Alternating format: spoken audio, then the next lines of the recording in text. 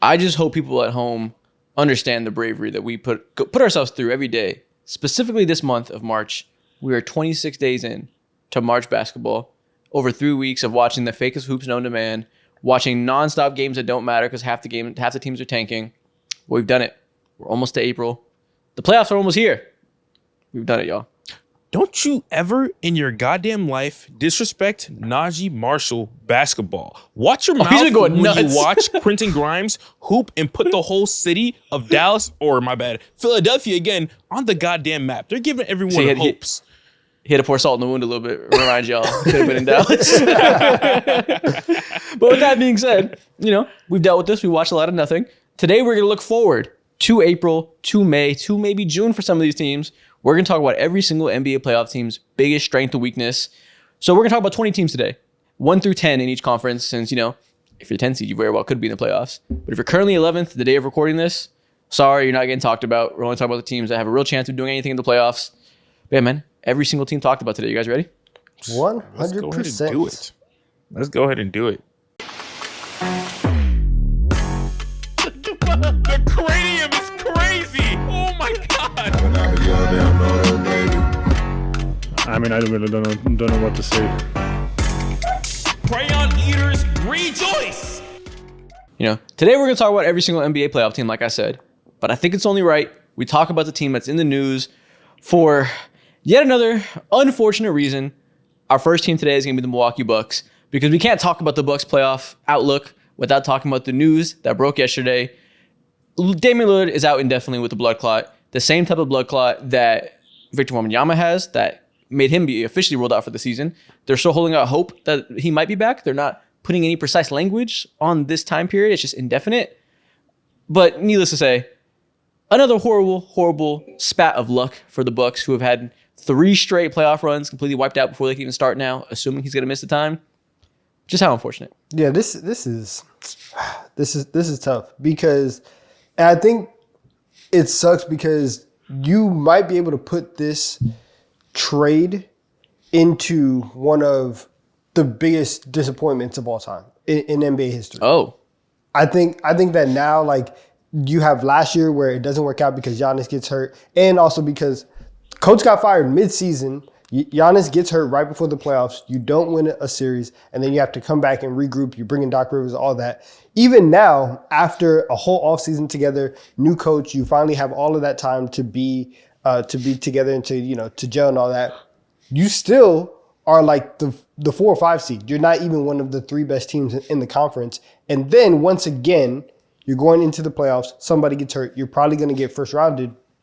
You broke up, and obviously there were circumstances that like kind of forced the Bucks' hands, but you broke up a team that won a championship and that had a core where you saw proof of concept to go out and get Dame, completely shake up your team, and you might not have a playoff series win when you have Giannis, who everybody has said top 3 player in the world, undoubtedly, and Damian Lillard.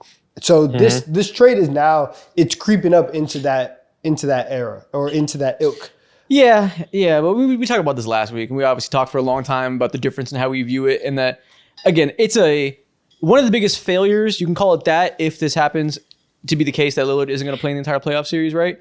In terms of disappointment, you can't help but be sad that you literally don't get to see this duo together for the 2 years they're, on the same team. You don't get any playoff runs of them actually being a duo, so it's a disappointment. I'm not going to do the whole, you blew up a championship team.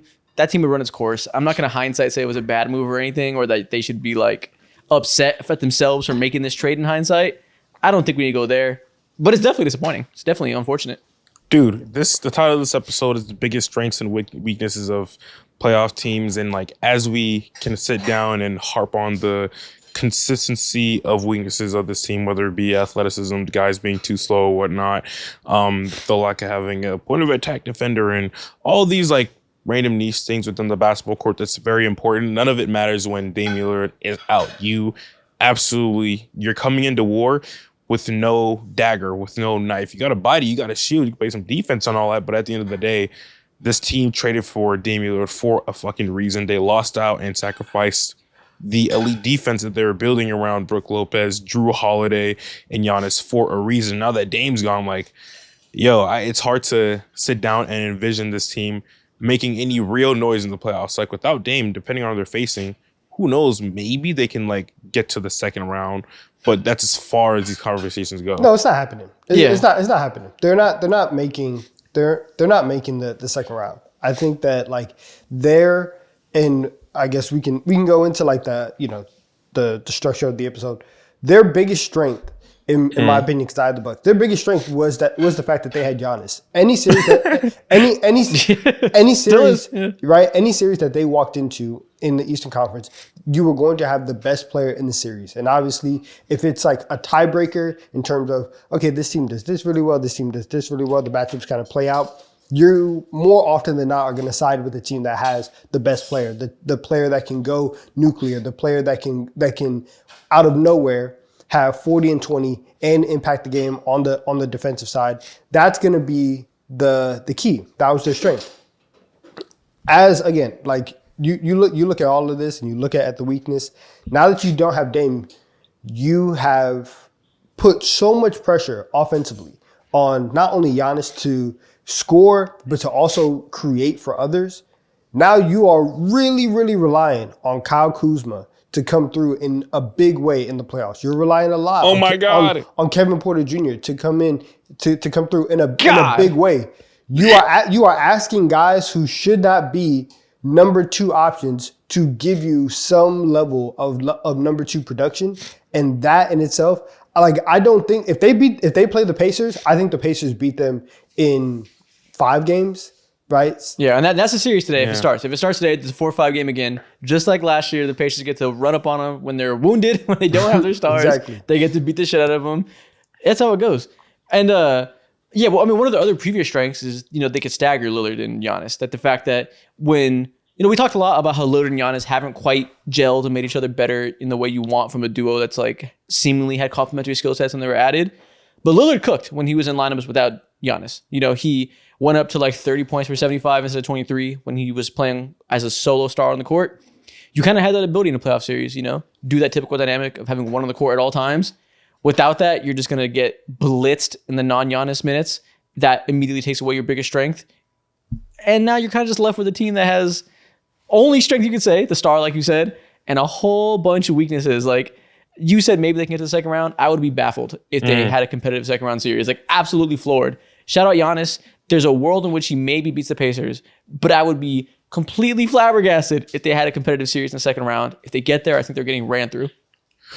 Yeah, I 110% agree. Like, again, the weaknesses that they already had between this Dame and Giannis duo were still very strong. Like, they weren't out of the clear, and who knows, like, I couldn't even confidently say that with Dame Lillard on this roster that they could beat an Indiana Pacers team who's like rejuvenated themselves and have this like newfound energy and identity and shit like that. I couldn't even confidently say that they'll be able to beat them. So without Giannis there and without Dame there, at this point in time, it's looking like a good product. Yeah, we do. We also do have to look forward, and because the very like present the present situation is obviously Dame is out indefinitely. We don't know when he's coming back. Playoff stuff is there. Looking forward, I do kind of feel bad for Bucks fans because it kind of puts them in the same situation. If you just start talking about like feelings and underlying stuff and like subtext, where is Giannis, who has consistently put pressure on the front office, now going to look at this team? And once again, it's the 1 year that he's healthy, right? Because you actually could be very like, well, actually, and look at Giannis and say, you weren't here the last 2 years, and that's a major reason why we weren't able to take the steps that we wanted to. That doesn't matter right now. Now he's healthy, he's playing great, and Damon's not there, and you have Giannis. Does he get impatient, and do you start having those feelings and those rumors pop up again? I wouldn't be shocked if you start hearing a lot of that chatter come right back into it now that you are 2 years. Yeah, I mean, we've talked about it in the stream, I think most recently. We had like a 5-year media brigade where like it seemed like every mainstream source just like tried to openly psychosis convince Giannis that he wants to get a trade request. We had years of people being like, you want to go to LA, you want to go to LA, you want to go to LA. And every time he touched a mic, he's like, no, I'm chilling here. I like it. I like the city. I like the organization. So I'm not going to assume Giannis has any desire to leave until he's presenting us with that. I know he said a couple things early in the year where he was like, hold on, don't get too comfortable. He said that, but I kind of am just, I feel like that's more posturing than otherwise. I feel like he's not going to want to go anywhere until he convinces otherwise. I don't know. This he's so quick to get on a mic and just be like, yeah, bro, like winning cures everything. I don't give a damn about MVPs. I don't give a damn about like nothing else. I think like over the last week or two, he even said something like he doesn't give a fuck about like winning MVP or how people view him, if whether or not he's like the best player in the NBA and shit. So I feel I'm not going to sit down and like think about his future again because I think it's just silly to do as of now, but it just wouldn't be surprising because he's been telling me who he is over the last few years, and I can't sit here and be like, I won't believe him. I'm gonna think about it, but I just think I'm not gonna entertain it. Yeah, I feel like the bigger POV I think is just it just shows you how fucking fragile a championship window is. Yeah. Like they won 2021. They had 3 stars that weren't old. They were all like below 27. Or actually, Drew Holiday's probably a little bit older, around there. But nevertheless, 3 stars who you thought had a runway to compete for the next 5 years or so. They had a coach that they thought was going to be their coach for the long run. They had a good enough supporting cast without any real glaring weaknesses. Like after 2021, you fully expected them to be back the next year, and maybe the next year, and the next year, and be in the race every time. 2022, they might have won again, but Chris Middleton got hurt. And at that point, we were like, okay, unfortunate. Your window's still here. You lost a year. That sucks. And the fact now that since that year, this will be the 4th season in a row in which a similar issue occurs. And for one reason or another, they're not whole. They don't stand a chance to even see what the potential is. It's not that they fell off. It's not that they went out sad a bunch of times. Like, it's not like the Nuggets where they lost players because they got cheap and then they just lost to teams like the Timberwolves who had their number. It's not that at all. They just didn't have a chance because pure bad luck. That is so unfortunate. Like, that is just straight up a sad story for Bucks fans. Yeah, and the Nuggets thing is also kind of interesting too because they had a weird case where they lost years on their window on the front end. Like before anybody thought that it was like the window, like the year that you could have been like, okay, the Nuggets have something and they could win a title. Jamal Murray tears his ACL like 2 weeks before the playoffs start. And so him like losing that playoff run, losing the year after that, those are 2 years of the Jokic-Murray pairing where they would have been competitive in the Western Conference. So that's interesting on that front. But yeah, for the Bucks at least, it's just like I don't know where you go from here. Like you really just have to wait and see what happens to Dame, if he's able to come back, if he's going to be healthy enough to play next year or whatever the situation is. Again, I have no idea how to look at. Yeah, they haven't ruled him out yet. They haven't ruled him out. Like that, so they haven't came out and said he's done for the year, which maybe that's just like wishful thinking. Everything we've seen like this, like Wemby has the same exact thing, deep vein thrombosis. This time it's in Lillard's calf opposed to the shoulder of Wemby, and maybe that makes a difference in the science element of it. You bend your shoulder a lot. You really have to make sure to avoid irritating that, and so whatever the verbiage is for blood clot, I don't even fucking know. But I don't know. Maybe a shoulder makes it so it's an immediate rule out versus Lillard with the calf. They have some type of hope that heals differently. Again, talked out of my ass, but maybe that's the reason they haven't ruled him out. But I feel like we can assume he's probably going to miss the entirety of the playoffs. Yeah, it sucks, man. I mean, the Dame and Giannis duo has never been on the court what we wanted it to be. But at the end of the day, like they never even had a chance to show what they could be, which sucks and which is sad. I'm tired of being sad, man. Let's talk about a different team. Sorry, Bucks fans. Sucks to be you guys. I legitimately sucks. Now, the Mavs fans, I'll laugh at you, like, haha, your team's stupid. That sucks. That's funny though, from my perspective. So I'm dancing on your grave a little bit. Bucks fans, I can't even dance. I'm just like, that sucks. You have an all-time great player, the second best player you've ever had, the best homegrown talent that wanted to stick around you're ever gonna have, since Kareem left. It's unfortunate that his story is being completely just rampaged by things that have nothing to do with him. Pure lack of luck. Tough. You hate to see it. Who's a happy story? With that being said, let's talk about the second team of today's episode. Let's talk about the Oklahoma City Thunder. My first team on this list. Okay. I figured we knock them out right away. Talk about the best team in the West. Their biggest strength and their biggest weakness.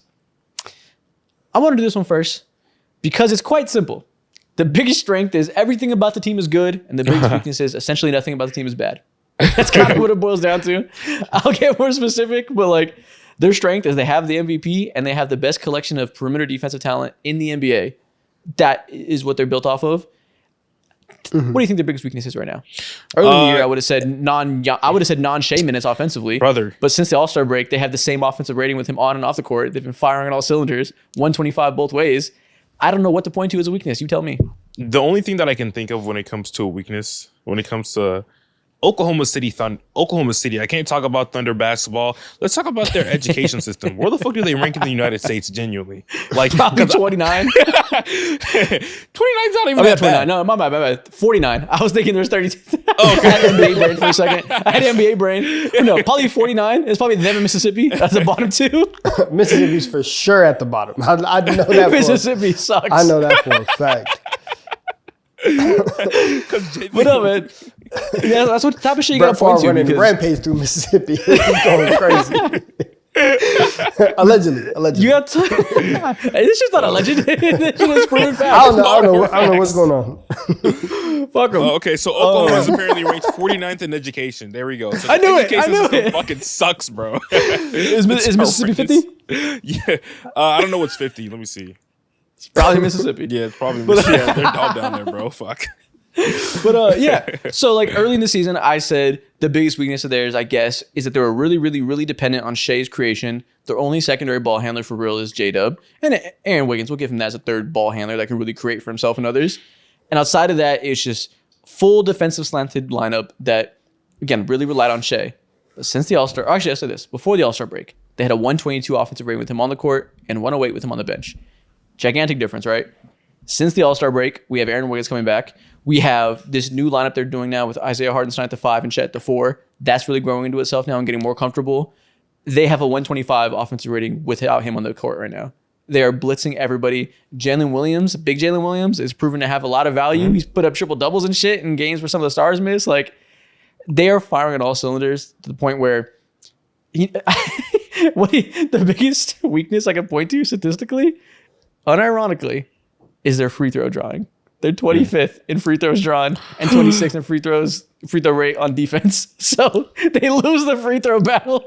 That's their biggest weakness. That's so ironic because all you goddamn eaters on the internet over here talking about Shea is a free throw merchant. Shea's a free throw merchant. Although he gets to the line a lot. Obviously, his game is based on that, but that's just hilarious. That's also not. Yeah. That's also that. His name's not based on That's that. what I'm saying. That verbiage is not correct. Yeah, it's certainly not based on that. It's not Harden. Yeah. Harden's game was based on that. Shea's just good at it, and he understands how to do it, and like it's a skill, but it's not. His game's based on being the best shooter and best slasher at the position in the league. Yeah, I misspoke. Yeah. But yeah, I don't know. Do you guys have any other thoughts on a weakness of theirs that you're looking at? Like, obviously, a lot of people. I'm kind of joking saying they're perfect. They're not. We can talk about it a little differently. Some people obviously have a lot of doubts about their experience and their age and stuff. I would say last year was the experience you guys wanted. They lost. They learned from that. So I'm not terribly concerned. I think when you have the second best net rating of all time and every other team in the top 5 net ratings won a championship, it's probably a good assumption that your game will translate. That like if you're that good at basketball in the regular season, you'll probably be that good in the playoffs to some extent. I'm not worried on that end. Do you guys have any leftover worries?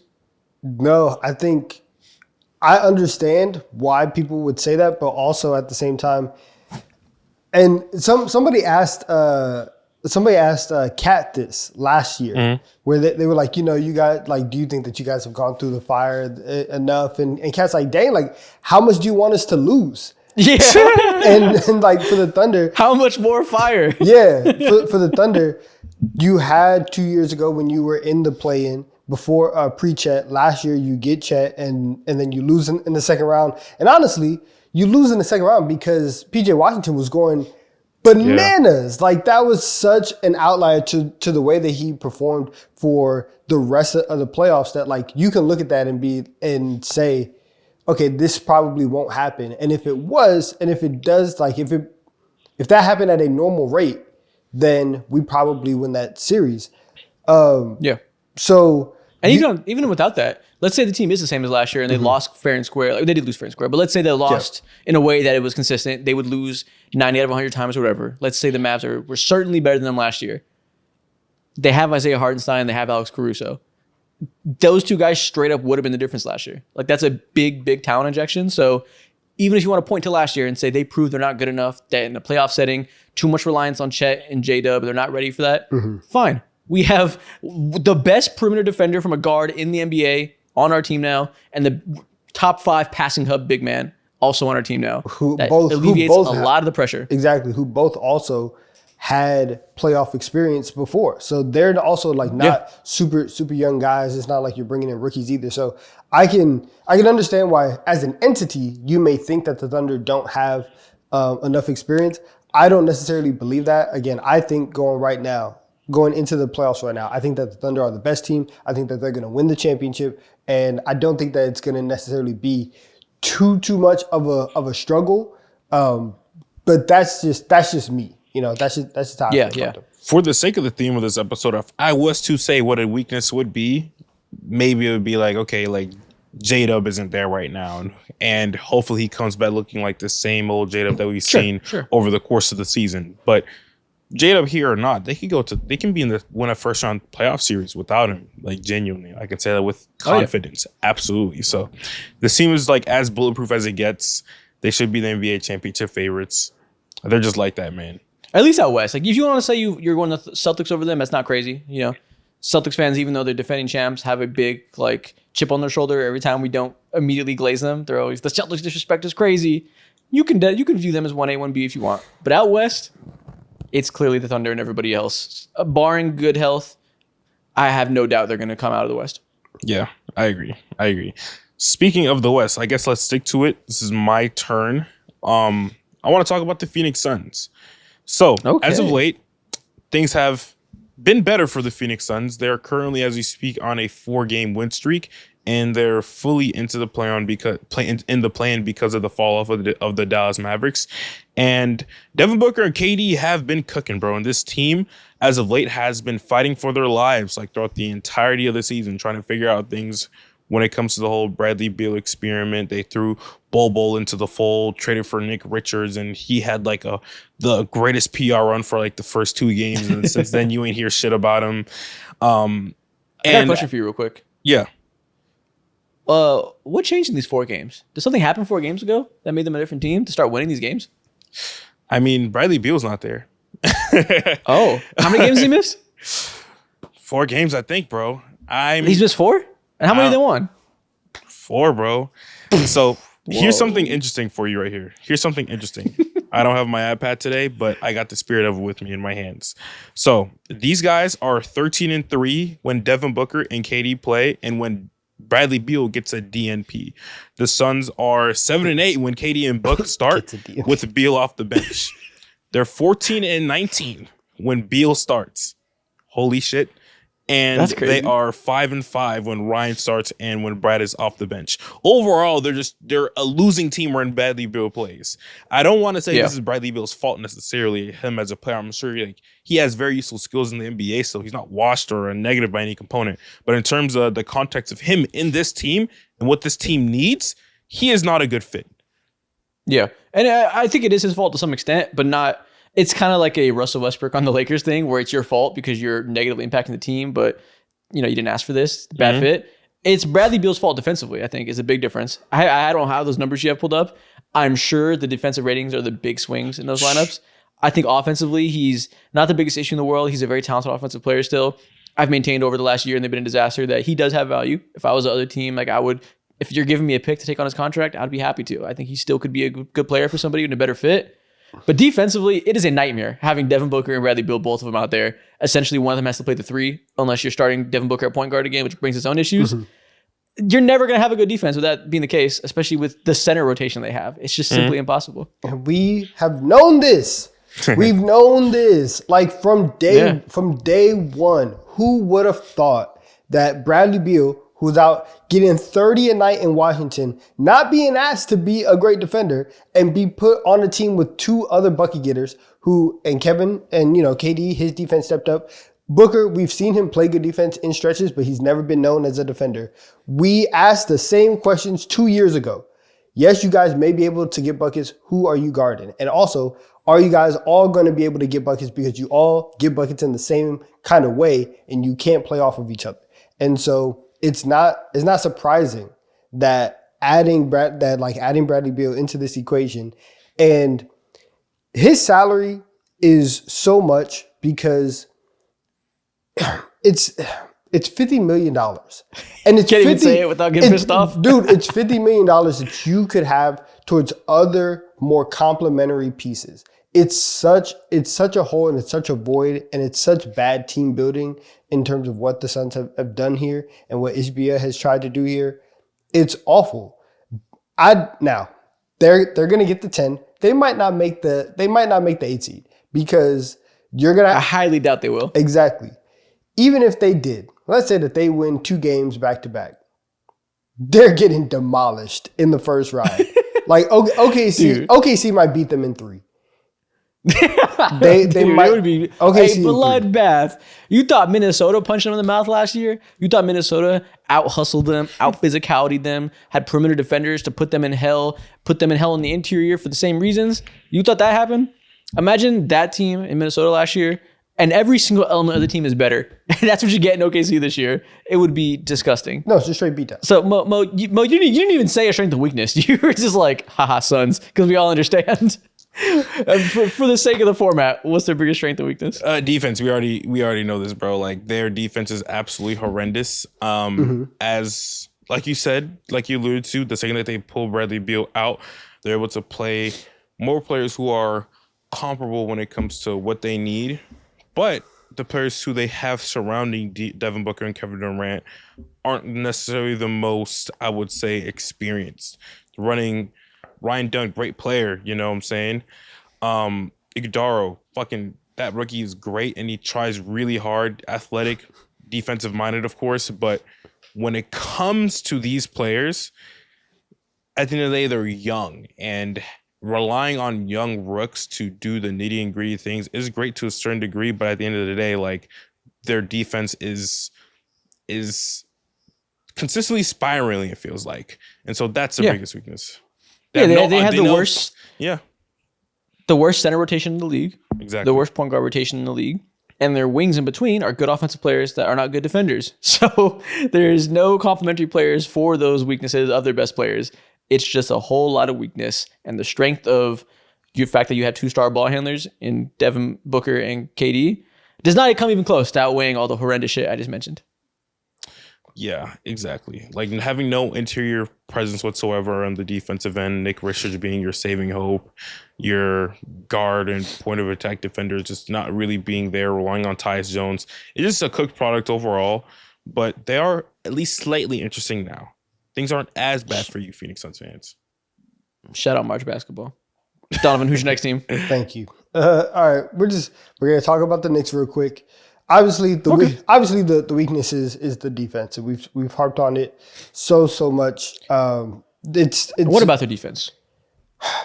It's the fact that they are Swiss cheese, and specifically being able to attack Jalen Brunson and attack Karl Anthony Towns, and like you see very, very often in playoff basketball, you see teams be able to start matchup hunting and bringing certain guys into the action and making sure that no matter what, right, whether we attack this screen or not, we are going to make sure that this defender is there. And obviously, like the strength of the Knicks defense is going to be OG Anunoby, it's going to be Deuce McBride, it's going to be Mikal Bridges on certain days. If they are playing their starters at full minutes, you are going to get a lot of defensive lapses from Cat and from Jalen Brunson, and that's just not something that if you get to the second round and at this rate they would play the Celtics in the second round. We've seen that story many times over the course of the season, and the Celtics are the perfect team to exploit all the weaknesses that the Knicks have. And so, can they win a first round series against the Pistons? Yes. Will they even play the Pistons? No, because the Bucks might drop to 6 anyways. But they can win a first round series. Their offense is that great. When everybody is there and everybody's humming, it's awesome. But you start getting into teams that have more talent, are able to exploit these matchups, and it's not great. So I think ultimately that's going to be their undoing, and that's going to be their biggest weakness. Their biggest strength is Jalen Brunson's shot making. And it's also like you mentioned, their biggest weakness is the fact that they have a pairing of Brunson and Cat that defensively makes it hard to build a nucleus from, right? That's also the biggest strength is Brunson and Cat. So it's such a double-edged sword that Brunson shot making, but now plus the Karl-Anthony Towns spacing and ability to attack mismatches from the 5, like that's an extremely difficult playoff solution. I mean, problem to have to solve for a defense. So like, there's no real way around the weakness because the strength necessitates them both being on the court together. So exactly, it's a tough cycle. Yeah, it's just a team, and it really is like for the Knicks to go and have a crazy run.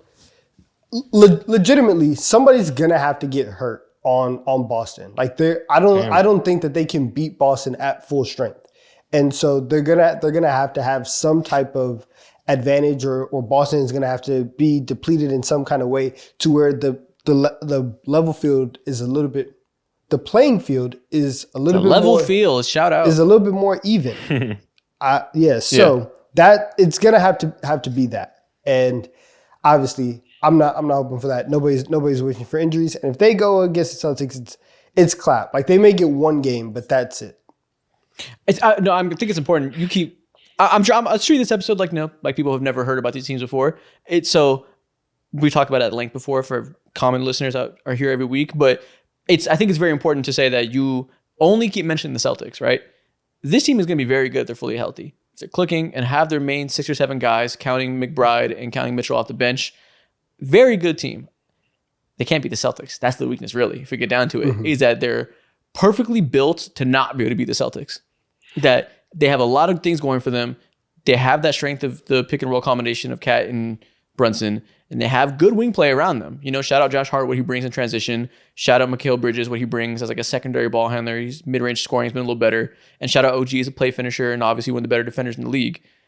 But it's uniquely set up to not be able to handle exactly what the Celtics do well. So if you tell me they have a chance of potentially upsetting the Cavaliers, I'd be shocked. I don't expect it, but it's in the realm of possibility that things could go their way if they really, really play perfectly and the Cavs have some shooting slumps or whatever. There's just like a negative chance that they can beat the Celtics at their specific, stretch you out, beat you with 3-point volume, attack your big man. Like that specific team is just their kryptonite. Okay, so my question to y'all is, Celtics aside, because I agree with you, what would have to go down in order for them to defeat a team like the Cleveland Cavaliers? Because if we were to all put our money down, we're all taking the Cavs like 9 times out of 10 pretty much. But that one off chance, what has to happen for the New York Knicks? Because that sounds like it's their only way out, which is to luck out when it comes to the standings. What has to happen is we have to get a really good stretch of Mitchell Robinson basketball, him being healthy for one. They have to be able to keep up with the size of people in the playoffs. He has to be there and be playing well. And we have to see the progression of him and Cat together, which we don't have many games left to see it progress. But, that has to be a real look they can go to. And you have to be able to expose the small backcourt of the Cavs and their small wing play. They're going to a lot of times be out there with Darius Garland, Donovan Mitchell, and Max Strus. That's 3 6'5" and below defenders. 2 of them are like 6'2" and below. So you have to be able to really get them in position where they're being forced to switch actions because Jalen Brunson is dicing up their drop coverage. So you're forced to switch Cat and he has to be able to attack mismatches.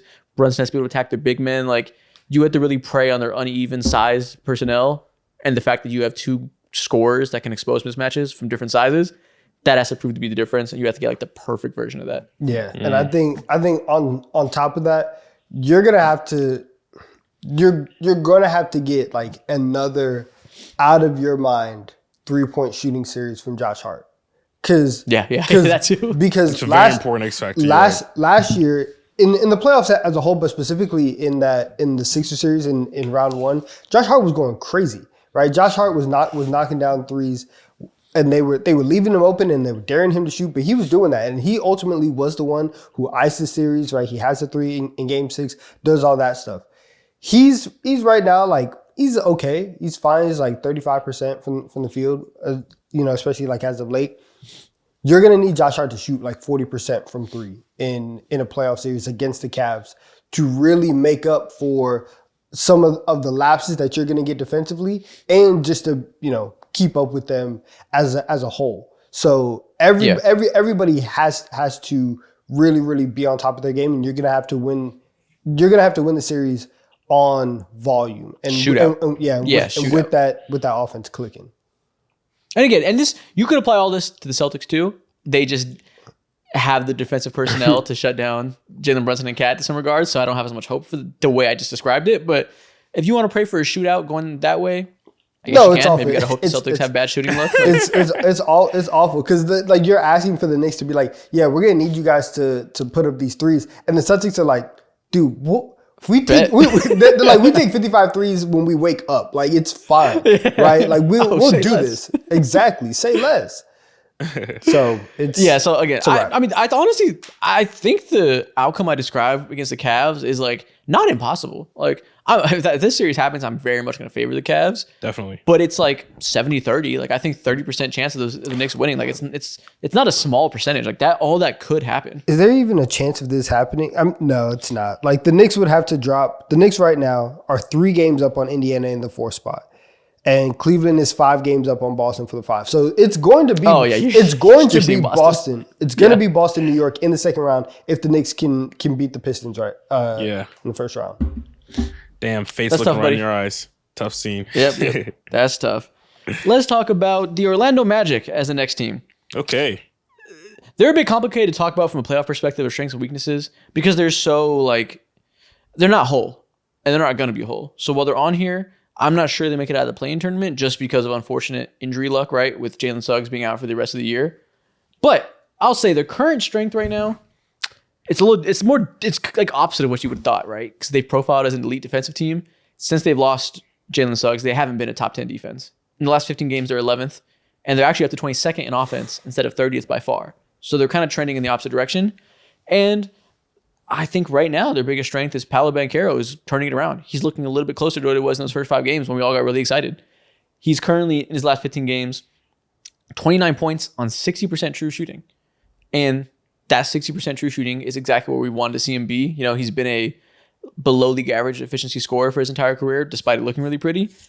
And the biggest part of that is he is incredible right now at drawing free throws. Yeah. He only has a 56% true effective field goal percentage, so his overall shot making from the field isn't above average, but he is getting to the line like a goddamn demon right now. He's shooting 39% from 3 in that time and 73% at the rim, which is really big, right? We've been saying we need to see him really unlock that interior scoring. He is scoring well at the rim. 73% is a lot higher than where he was before, around 65, which was the problem. But man, this free throw drawing ability he has right now, that's a difference between him being an average level of scorer in terms of efficiency to dominating like he has been. That's by far the biggest strength right now is he's really turning on at the right time. Yes. Yeah, I 100% agree. Things have changed a bit more when it comes to how I view him and the consistent like ups and downs and how he's like the style of basketball that he's choosing to play. And this style right now that he's choosing to play, which is like being a tad more physical and a few calls like going more so his way because he's like making himself and his presence be felt more with his shot making or the type of shots that he's deciding to make has made a difference. This team is routinely like one of the worst offenses in the NBA. Now, they went from like 28th, 29th throughout the entirety of the season. Since post All-Star break, they are now the 25th best offense. Still ass. By all degrees, it's not good. Trending upwards. But guess what? It is better, and that's all that matters, Yeah. and that's all you could ask for a team that's been in the mud throughout the entire season and has been handcuffed without any shooters. Like, it's hard to see this team like thrive in the playoffs, of course, with the nature and status of who is on this roster and whatnot.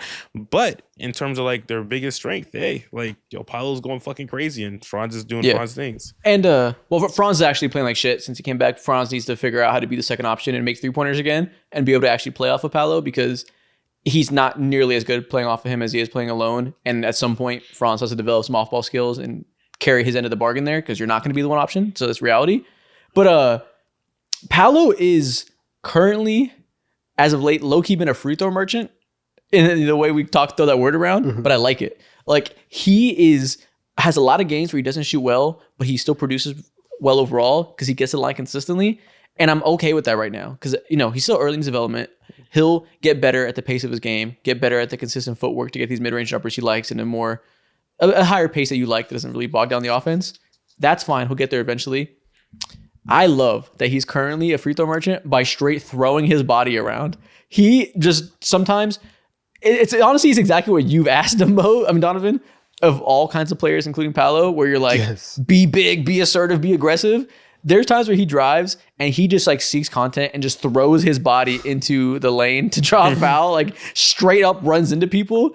And that's like such a positive development for his game because it was so much finesse and slow footwork to get to these jumpers before and so much lack of assertiveness that I don't even care if the other stuff isn't there right now. This is a fantastic development going to next year that he can start things from this aggressive standpoint. Exactly. And especially when you have like, and I say this obviously with so much endearment in my heart, but when you have Kobe Bryant brain and you want to take and you want to take the toughest mid-ranges possible, there has to be something in your game that you can get too easy. And so if the free throws are it, fine. Now, when you get to taking tough shots and making them and getting the free throws, that's when you get to be Shai Gilgeous-Alexander and you get right and you get to be one of the best scorers of all time. But most of the time, you are not doing that. So either you could pick one or the other, and especially when you are still trying to not only develop as a whole, but just develop in the season and start taking the steps to get back to yourself, right? You obviously missed a lot of time with the oblique injury. These are the things that people, like you always hear it on the broadcast. Like when people are having a bad game, it's like, oh, just, get to the free throw line, see the ball go in. That stuff actually matters. And doing that consistently, a lot, right? Doing that consistently and having that be a part of your game. It's something that we saw with Tatum. Like 2 years ago when Tatum kind of took a leap as a scorer and Tatum started to get to the free throw line a lot. That's kind of, and I've kind of put those two up against each other a lot because, and Tatum has evolved and has become a good playmaker. But we were saying for years, like, you probably don't want to be putting the playmaking duties on Tatum. Just let him go be a bucket. It's the same thing for Paolo. You don't necessarily have to make him into this crazy point forward who does everything. And for him to progress as a scorer, just put the ball in the bucket, and getting to the free throw line helps him do that a lot. And it's a lot more efficient, especially for an offense that is just trash. Yeah. You'll just naturally fall into buckets. Like, it's not to no surprise that we see a player like Jimmy Butler step foot into the Warriors vicinity and all of a sudden, like, their offense just runs like a whole lot smooth. Now, of course, yes, they do have Steph Curry, but the opportunities for buckets to be made is just vast. Mm-hmm. Like, you don't necessarily have to get to the rim and like convert on every single attempt. Why? Because you're going to get hacked and you can get to the line. Those are just like free opportunities that are stress-free points. Yeah. And like, it's been such a wild up and down season for him because, he started the year, he has those 5 games, he goes batshit. It looks closer to this. He's dominating at the rim, averaging 30. He dropped 50 for one of those games, gets hurt, comes back, really struggles after the oblique injury. And a lot of people ran victory laps and said, see, this guy sucks. I came up here and said, I don't think he sucks long term, but he needs to play better and we need to see him eventually figure these things out post-injury. Like we said, we'll give him like 20 games or so because we know it takes time to come back from injury like that, but these are real flaws he needs to improve at. Even when he was healthy, he wasn't quite great at these things. So seeing him start to make those improvements and answer those questions, incredibly important. Because I don't even think Magic fans should give a fuck about making the playoffs this year, making a run. You just want to see him and Franz be able to play at their peak at this point of the year with the bad shooting. Mm-hmm. So you can have hope that next year they learn from this terrible circumstance they're in, get better as passers because they're used to playing with such terrible spacing. So if you can fix it this summer, things can really click into next year. If I was a Magic fan, I'd just be wishing to lose in the play-in. I want this season to be over. It's been awful. Yeah. And the biggest weakness is they can't shoot. There you go. I never said it. That's it. All right, Mo, what is your next team? Okay, so I want to talk about the Golden State Warriors. Ooh, there's so much to dive in when it comes to this team, especially at this current state because Steph Curry isn't out. But looking at it on a broader scope, playoff scope, a couple weeks from now, their biggest strength, obviously, similar to what you said earlier, Donovan, when it comes to the Milwaukee Bucks, their biggest strength, Giannis. The biggest strength for the Golden State Warriors is that they have Steph fucking Curry, one of the greatest shooters of all time. And within that same vein, their greatest weakness is that when Steph Curry sits, they have like the worst offense that the NBA has to offer in the entire league. Seeing them over the last few games without Steph Curry being led by Jimmy Butler has been disappointing to a certain degree to me. They had losses against the Atlanta Hawks, had losses against the Miami Heat just last night and whatnot. And overall, I think since this run, they're like 4-3 or something like that. They slowed down just a bit. They slowed down just a tad bit. and that's due to Curry obviously not being there. But assuming he's there, healthy and all that, I think the type of basketball that Steph Curry's playing trumps every single, or that he's been playing when he was healthy, trumps every single like cool, important, like niche stat that you can think of when it comes to the Warriors. Like, yeah, I could sit here and tell you like they're one of the 5 best offensive rebounding teams in the NBA. But at the end of the day, like those offensive rebounds go back and land into Steph Curry's hand, which produces like so many more points and like opportunities for this team. So by far, like that is the biggest strength. Him playing at this level specifically alongside Jimmy Butler and Draymond, of course, is the biggest strength. Now, when it comes to weaknesses, I could look at their big man rotation. Quentin Post is great. Draymond and Quentin Post sharing those minutes and whatnot, it opens up. It's another dimension of basketball. But really, I'd take my attention towards like the bench and seeing what those guys do. More importantly, I'm looking at some like Jonathan Kuminga. It's been kind of wonky since he's been back, and seeing his fit alongside Jimmy Butler isn't like, it's clunky as hell. It's clunky as hell, and it worries me that he might not be able to like provide any real positive production once those time comes. And eliminating him from doing anything positive in the playoffs alongside, I'm just going to assume Buddy Hield isn't going to he's going to be himself, which is not producing too much in playoff basketball. So I think unplayable their depth in playoff basketball last year. Yeah, exactly. More importantly, outside of just Steph Curry, which like, yeah, obviously having one of the best players of all time is your biggest strength for sure. Outside of Steph, their biggest strength is the versatility, I think, that having Jimmy Butler brings now. Like the ways they can beat you. Obviously, they can both play together, and you can have what we've seen so far, in which Jimmy Butler brings enough defensive attention that Steph can play Steph ball, and they win in the rather traditional style we've seen them win before, right? They play 2022 style Warriors basketball. But also, when Steph goes to the bench, their offense is a little bit worse now with Jimmy Butler. But we've seen lineups that they kind of play Jimmy Butler basketball when Steph's on the bench, which in a playoff setting excites me when he really ramps up his scoring, as we assume he will, like he's done in recent years. They get to the free throw line a lot more at the highest level in the league with those lineups. They offensive rebound like crazy. They do everything that Jimmy Butler did with the Miami Heat, as you come to expect. They play Jimmy Butler basketball. In a playoff series, the fact that you have to defend Steph Curry basketball, that he goes to the bench, and now you got to deal with Jimmy Butler, you got to deal with the 2021 Miami Heat as the bench lineups, that's crazy. That gives you so many layers, the way you can play, the way you can utilize your depth in 2 distinct looks. Obviously, everything Draymond does defensively, they've been a top defensive team for most of the year. They're not going to be pigeonholed to one style of play, which I think gives them a real good chance to upset somebody in the first round. Are you guys penciling in the return of playoff Jimmy Butler, or are you like because I don't know, like the fact that Steph has been gone and that the offense hasn't been as amazing. We keep talking about how March is almost over and we're 10, 11 games away. If there was a time to kind of, start ramping up for playoff Jimmy, right now would kind of be that time. And so I wish I was a little bit more encouraged about Jimmy Butler basketball right now. What does that mean? Do I think he's going to look like it did in 2020 and drag a team to the finals? No. I mean, that's foolish to expect at this age. Like that's not consistent. But do I think he's shown a pattern of clearly wrapping up his scoring aggression and having a clear 2018 LeBron style of load management in game in the regular season? Yeah, I think clearly he ramps it up in terms of output to some degree and save his energy for that time. Like that feels irrefutable to me. And last year it didn't work. It didn't get them anywhere, him ramping up. But that's also because the team sucked. So if we know he's going to ramp up effort wise and like assertiveness wise, and we know he's next to Steph Curry, I have a feeling we can pencil in some sort of improvement, at least scoring wise.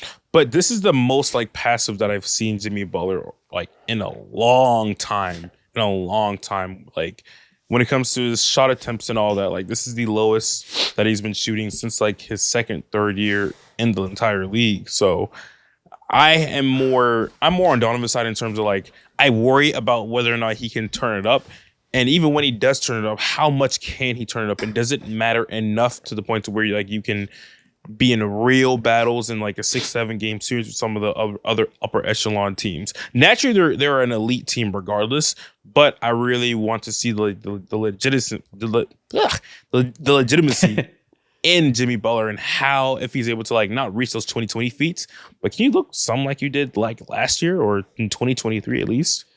Yeah, I mean, why do you think? He's doing it like because it's a new team and he's blending in. Like he didn't forget how to shoot. It's clearly on purpose to like fit this team and like figure it out and enter it in this like organization in a way that isn't disruptive. So I don't think it's like for lack of ability that he's less assertive than he was last year, right? He's about the same player. Obviously, you get older every single year, so maybe there's some incremental aging that makes whatever ceiling there is a little bit lower year by year.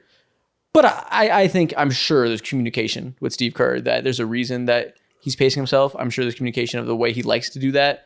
I will be shocked if we don't see at least a little bit more aggression.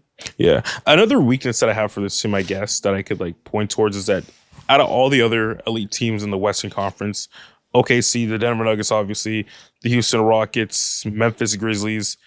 I don't know if I would say the Lakers, but they have the worst fucking big man rotation out of them all. And also like the most unique. Worse in terms of you don't have anybody to fucking bang down low with Nikola Jokic. Who the fuck does? You don't have anybody to like really withstand someone like Isaiah Hartenstein whatsoever. You don't have anybody who can really like deter someone like, I don't want to say Zach Edey because he's not going to get any like much playing time, but those types of guys, I'm really worried about their big man rotation. And I haven't seen a lot of Kevon Looney as well. Maybe you haven't put him back, but we'll see. I would like to introduce you to Draymond Green. Draymond Green's fantastic. Draymond Green's elite, and he's in some Defensive Player of the Year combos right now for whatever reason. But I'm thinking past Draymond Green right now. You can't. It's Draymond Green. He's the answer to all that. He always has been. Like that's the answer. Like he famously is the answer to lack of size concerns. He famously is the most unique big man defender of all time that always nullifies that. Like. Rarely when they lose in the recent years has it been because their big men are the issue. It's everything else around that. Like, you're right. They don't have a deep center rotation. Draymond does a lot to quiet those concerns. They never have. You're absolutely right. They never have. But, like, in, like, lieu of that, too, you've always had something like, you've always had the other forces being able to supersede that. Now, of course, Draymond's in my mind, he's one of the 4 best defenders of all time. But if I was to say a weakness, I'm leaning towards that as well. Yeah. I also like the point you made about Kuminga real quick. Like, I had this tweet pulled up. I'm scared. When the Jimmy Butler trade happened, I like the idea of Kuminga being slotted down a peg and being able to be a finisher and not be asked to be a creator nearly as much. I figured when he came back from injury, you might see a little bit better Kuminga that's really focusing on slashing and not everything else, right? Mm. In the lineup he shares with Jimmy Butler, they have a -10 net rating with both of them on the court. With just Kuminga, it's -0.5. Then you look at just Butler, it's 12. And you look at neither of them, it's 0.9.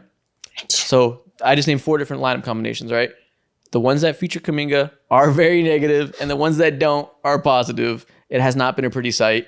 They need to get better synergy playing off each other. If Kuminga can't thrive next to Jimmy Butler in these lineups, it's cooked. He won't be relevant in the playoffs. Like, again, post-injury, Russ will give him some time to get it together. He has to be able to fit, or otherwise it's a big issue. I agree. All right. Donovan, what is your next team? We're going to my next team. We're going to go to the Boston Celtics. Okay. I think that their biggest strength is Jason Tatum. I think that Jason Tatum... Are we going to pick the team's best player every time? No, but I do think that Tatum...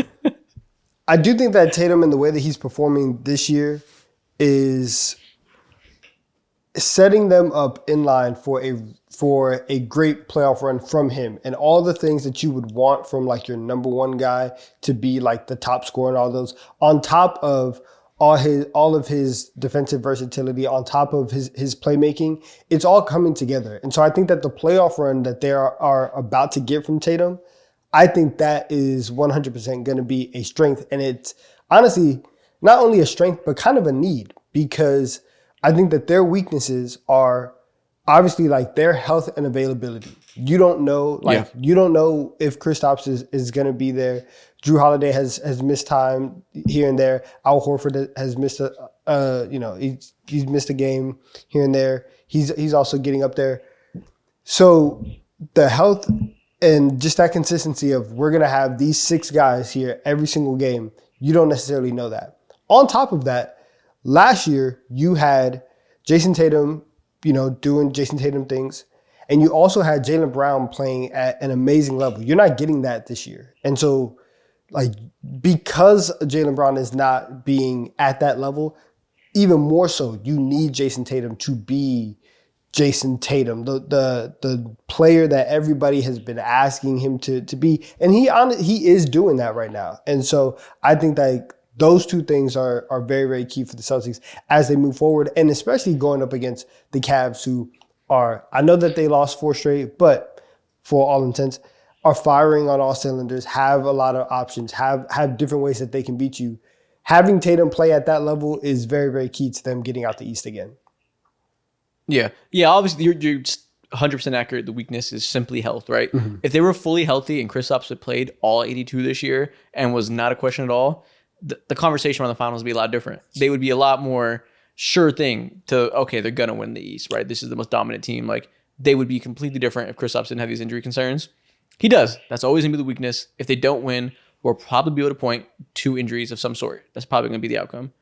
Mm-hmm. I think obviously you're right. Tatum's playing amazing. The other biggest strength, at least when we're comparing him to the teams they have to beat out East, right? The Knicks and the Cavs, their biggest strength is that they don't have a defensive weakness to point at. They have zero pressure points built into their talent. They're deploying 0 guards in the rotation that are a defensive weakness. Peyton Pritchard's small.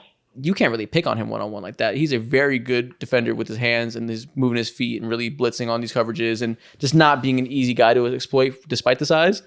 Their big men can all hold their own.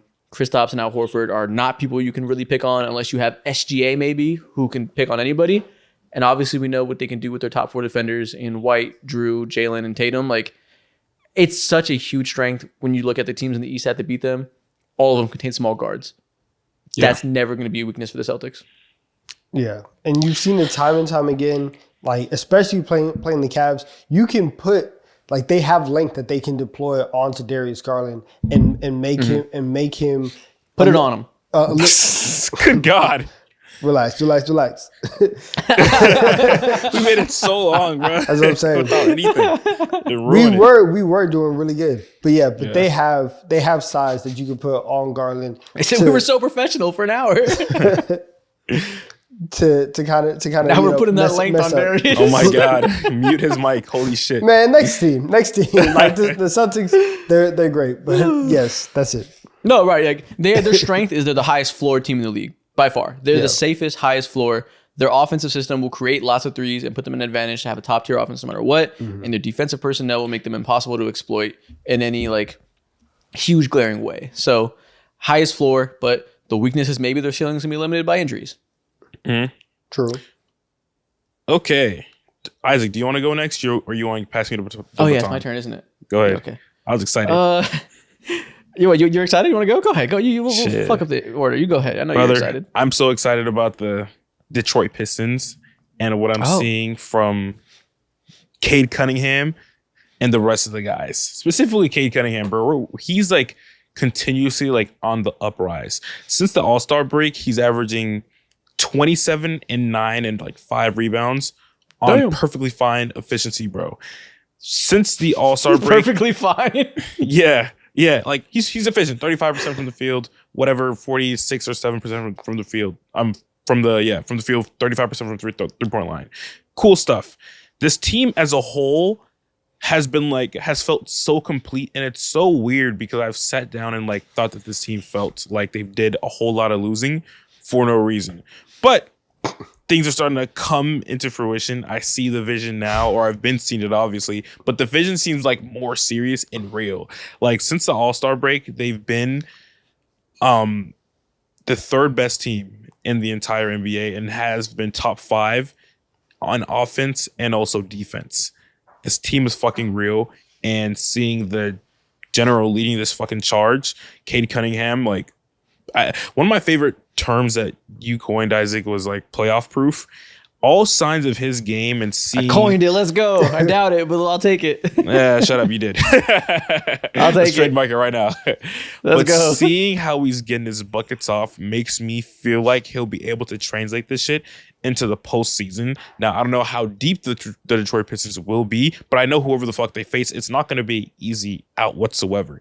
Now, when it comes to the truth behind him, Malik Beasley, and whether or not he's going to be able to continually shoot like 42% from three on like 8, 9 attempts per game, which is insane. I have no idea how that's going to carry on. But when it comes to being able to sustain a certain level of play on both ends of the court, defense specifically, they scare me. Yeah. Yeah, the biggest strength right now is they're very balanced. Like they have the lead offensive star, that's the engine, and then you have a good team defense around him with solid shooting and athleticism. Like it's just a very, very well-rounded product right now that doesn't have strong holes to poke at. Early in the season, Jalen Duren can't defend. Not moving your feet. Looks real bad. Looks a little better as of late. Isaiah Stewart has been a good defender since last year. So, the big man rotation isn't horrible. You have plenty of shooting around him now for the reasons you said. Malik Beasley, Tobias Harris. I don't know how Tim Hardaway's been playing as of late, but he exists. He's there. You got a big Ron Holland game the other day where he looked really good. And Asar Thompson has been carrying their perimeter defense, been absolutely locked down as always. To number one Up and since down the the roster. postseason, bro. It's insane. Since the All-Star break. Yeah, it's just a very, very well-rounded supporting cast that gives you enough of a floor that you can hope that Cade has a huge series and makes you be able to win by just having extremely resilient offense, being the quick processing playmaker he's been the whole time. If he has a good shooting stretch from three, he can have big scoring outbursts in a playoff setting too. Like, you just feel really good about the floor of this team. You don't see them like just getting clapped and the floor falling out from under them. That's not happening. Exactly. Yeah, that's not happening. And I mentioned it a little bit earlier. We kind of like, obviously, I do think that the Knicks are a better team, and so I'm like penciling them in. If the Knicks end up playing the Pistons in the first round, there is a very real non-0% chance that the Pistons can win that series. And You're gonna be stressed. No, You're gonna have a terrible week. I am, and I've already acknowledged it because the Pistons are, for everything that you guys said, they are a very, very good team, and they are a very real team. A lot of times you see young teams make a push or make a leap, where they were trashed the year before, then they get into the playoff picture, and you're like, you know what?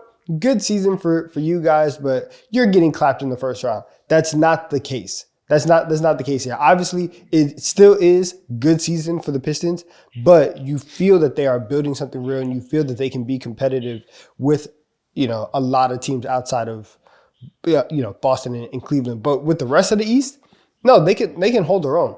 And we've seen it this year. They've gone into New York, and Cade has taken over, and they've won games there. So I am pre-stressed for that series, and I already know that it's going to be harder than what a normal 3-6 matchup, like whatever you have about that matchup in your head, it's gonna be closer. It's gonna be tougher. Yeah, man. I hope the Pistons win. I don't like you. I hate you. I'm not even really praying on the Knicks' downfall like that. I don't really care. Like, I don't have any like. I'm not. I don't give a fuck about the Knicks, to be clear. But I would love to see the Pistons win a playoff series. Like, dude, I would love to see it. The Pistons are what the NBA needs in the league again, bro. God damn. Some interesting fun fact that I saw also was that when you look at the top 15 leaders in the NBA when it comes to technical fouls, you see I think 4 straight Pistons.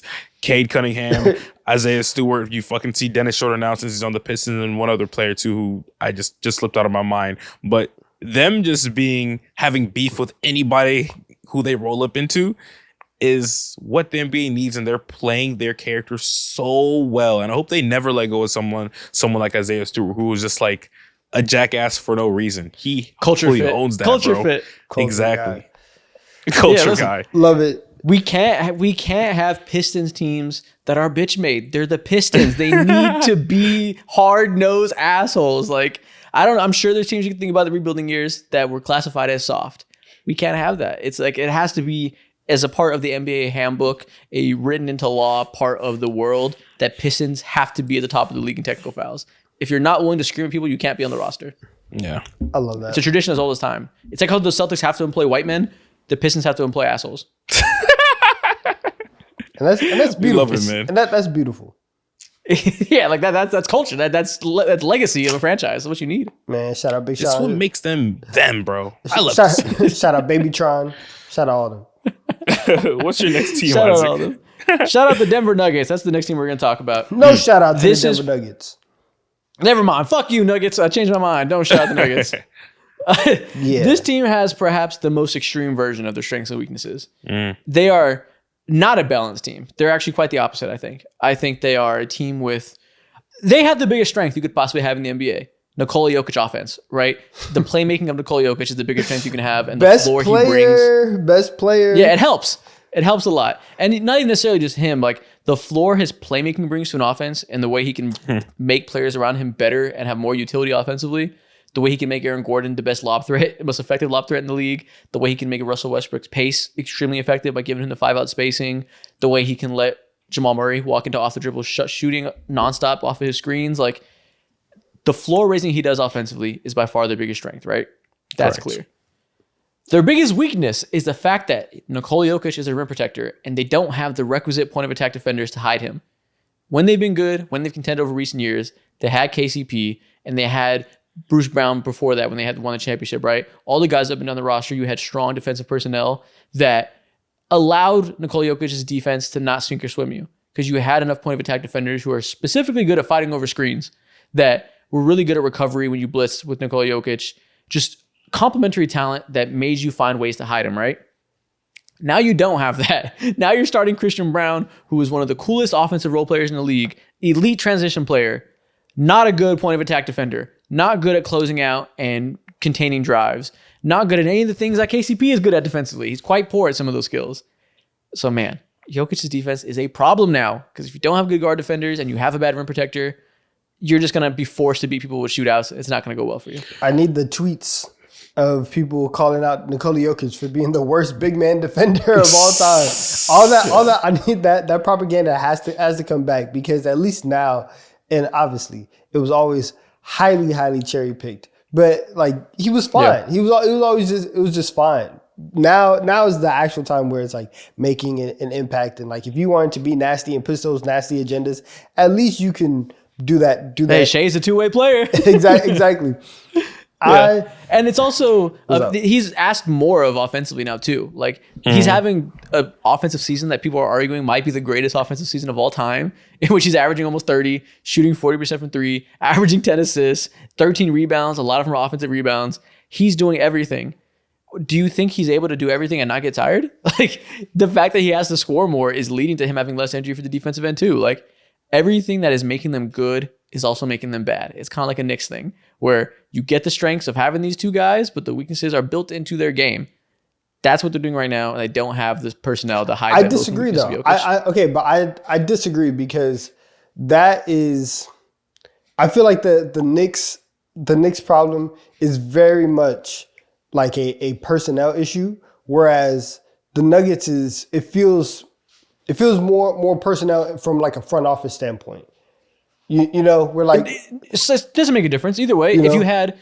when you had KCP and you had a flock of good defenders, you could hide his weaknesses. That's the same thing. If the Knicks had Jaren Jackson Jr. next to Cat, they could hide his weaknesses, but they don't. Regardless of how we got there, both these teams are lacking the defensive players that can hide their worst defensive stars. Yeah. What'd you drop? I dropped my water bottle. It was quite loud. But yeah, you're right. It is Calvin Booth's fault that they're in this situation, whereas the Knicks never had that defender. So, terrible GM. But regardless, Jokic is out there fighting for his life defensively, and it's not going to go well in the playoffs. First rounded? I don't know about that. I won't go that far to say, but also I wouldn't probably second rounded. What's the matchup right now? Matchup right now is... I think it's the Warriors. Yes, the Warriors. We asked this a week and a half ago, and I know I picked the Warriors in that. Mo, I think you did too.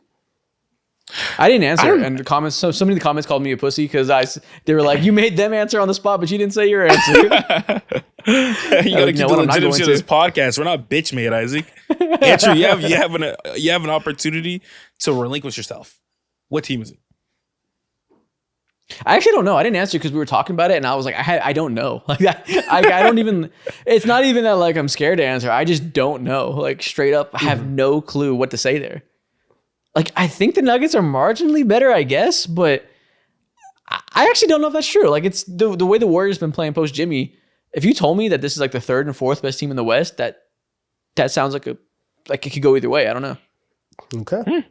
I know we're like obligated socially to give a prediction for the sake of it, but I straight up don't have one. Like I don't know what to tell you unless I'm pulling stuff out of my ass. And No, now I need us as you TD3 and how we're yeah. viewed is tainted. We're a bitch made now. Yeah, officially. yeah, I'm bitch made. There we go. The bitch made podcast. Stand your flag. The softest podcast on YouTube. Don't say we. Don't say we. Ah, shit. He said, no, I'll say something for the sake of it. I'll get a takeoff. Don't say we. He said, I'll do my job. All right, do your job. What's your next take? Get a takeoff. All right. I'm picking. I have a team, and their strength is not just the fact that they have their best player. Let's go. I'm going with the Indiana Pacers next, and we're gonna talk how they are not a basketball team, how they are a track team, and I think that their speed and their pace and their ability to score in transition is 100% a strength for them. You know what's funny? That is a Tyrese Halliburton stat. Yeah. We are once again picking the best player. That is Tyrese Halliburton. No, but it's not just the fact like. But it's okay. Okay, yeah. Like you have Tyrese because Tyrese is not gonna he's not gonna take over games in the very traditional way of having like a Giannis or having LeBron or Luka like that. Right? Obviously, having your best player dictates how you play. And I think that while like the Pacers they've been surging forward. And one of the things that we always hear about playoff basketball is like the game slows down. Yes, that's true, but also it's a 7-game series. Like every game in every series is not some wild rock fight that ends up like 78-72 like it's 2003.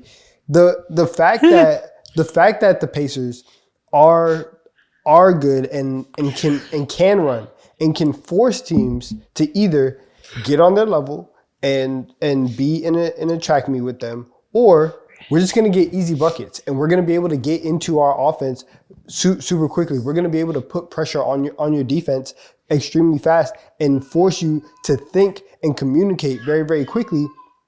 They are going to stress the mentals of your defense, and I think that is fantastic for them.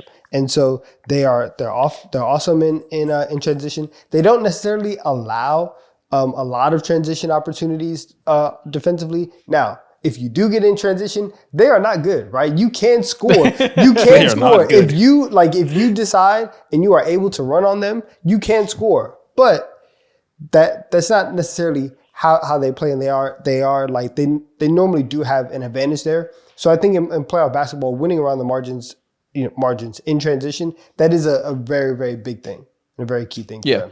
Yeah, I like how you mentioned the quick processing. That Tyrese Halliburton doesn't take over games as a passer in the way that Luka Doncic does. Exactly. Where he's driving into the lane, swinging crazy passes by manipulating the defense and getting corner shooters open, right?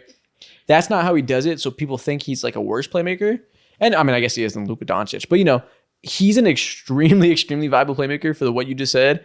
He makes decisions instantly. Yes. The way that he can come off a screen and diagnose within a second which way the ball should go and get it there, not hunting an assist, finding let's say he runs a pick and roll and the wing defender comes off, right, and helps him around him at the nail on his drive. A lot of people will try to get that deep paint touch, manipulate the other defender from the corner to come in or hit to cover the roll man and find the corner shooter or find the lob, try to hunt the assist, the Trae Young game. But he'll immediately, a second after he crosses that screen, throw it to the wing player who will attack the closeout and get it pushing and do a hockey assist, right? Keep the ball moving by making the pass before the pass that creates a shot. It's just constant attacking of mismatches. As soon as you help against the Pacers, the ball's moving to where the help came from, regardless of if it's coming from Tyrese or from the guy that he passed it to, then passes it to the assist. Mm-hmm. That's really hard to deal with. That's incredibly hard to deal with. Yeah, he's the best, in my mind, proactive passer in the NBA, just getting that shit off, and doesn't mind just getting it off maybe a little bit earlier than he should, just for the sake of the offense to continuously to run fluid. He's one of the best at that. He's also really good at one specific little thing he does is he'll get into a handoff where it looks like, let's say they do with Siakam a lot, where he runs up they're going to give a dribble handoff to Tyrese and you hit him running off to, try to hunt a three or whatever. He'll catch it and immediately give it back. So in the same way as Siakam runs towards him to do the handoff, he throws it and then catches it a second later and keeps running himself. It's like a play action handoff. It's crazy. It's he treats the ball as if it's a hot stone offensively, and he's trying to get that bitch off as quick as possible. Yeah. And that's a valuable trait. Like a lot of people when they evaluate playmaking just look for assist and creating open shots or hitting open shots when team playmaking is really important. And having a playmaker like him, Cade's the same way with the fast decision making, goes a long way to just starting chain reactions. True. Yeah, Now, I agree. Now, their weakness and one of their biggest weaknesses, this team cannot rebound to save their life.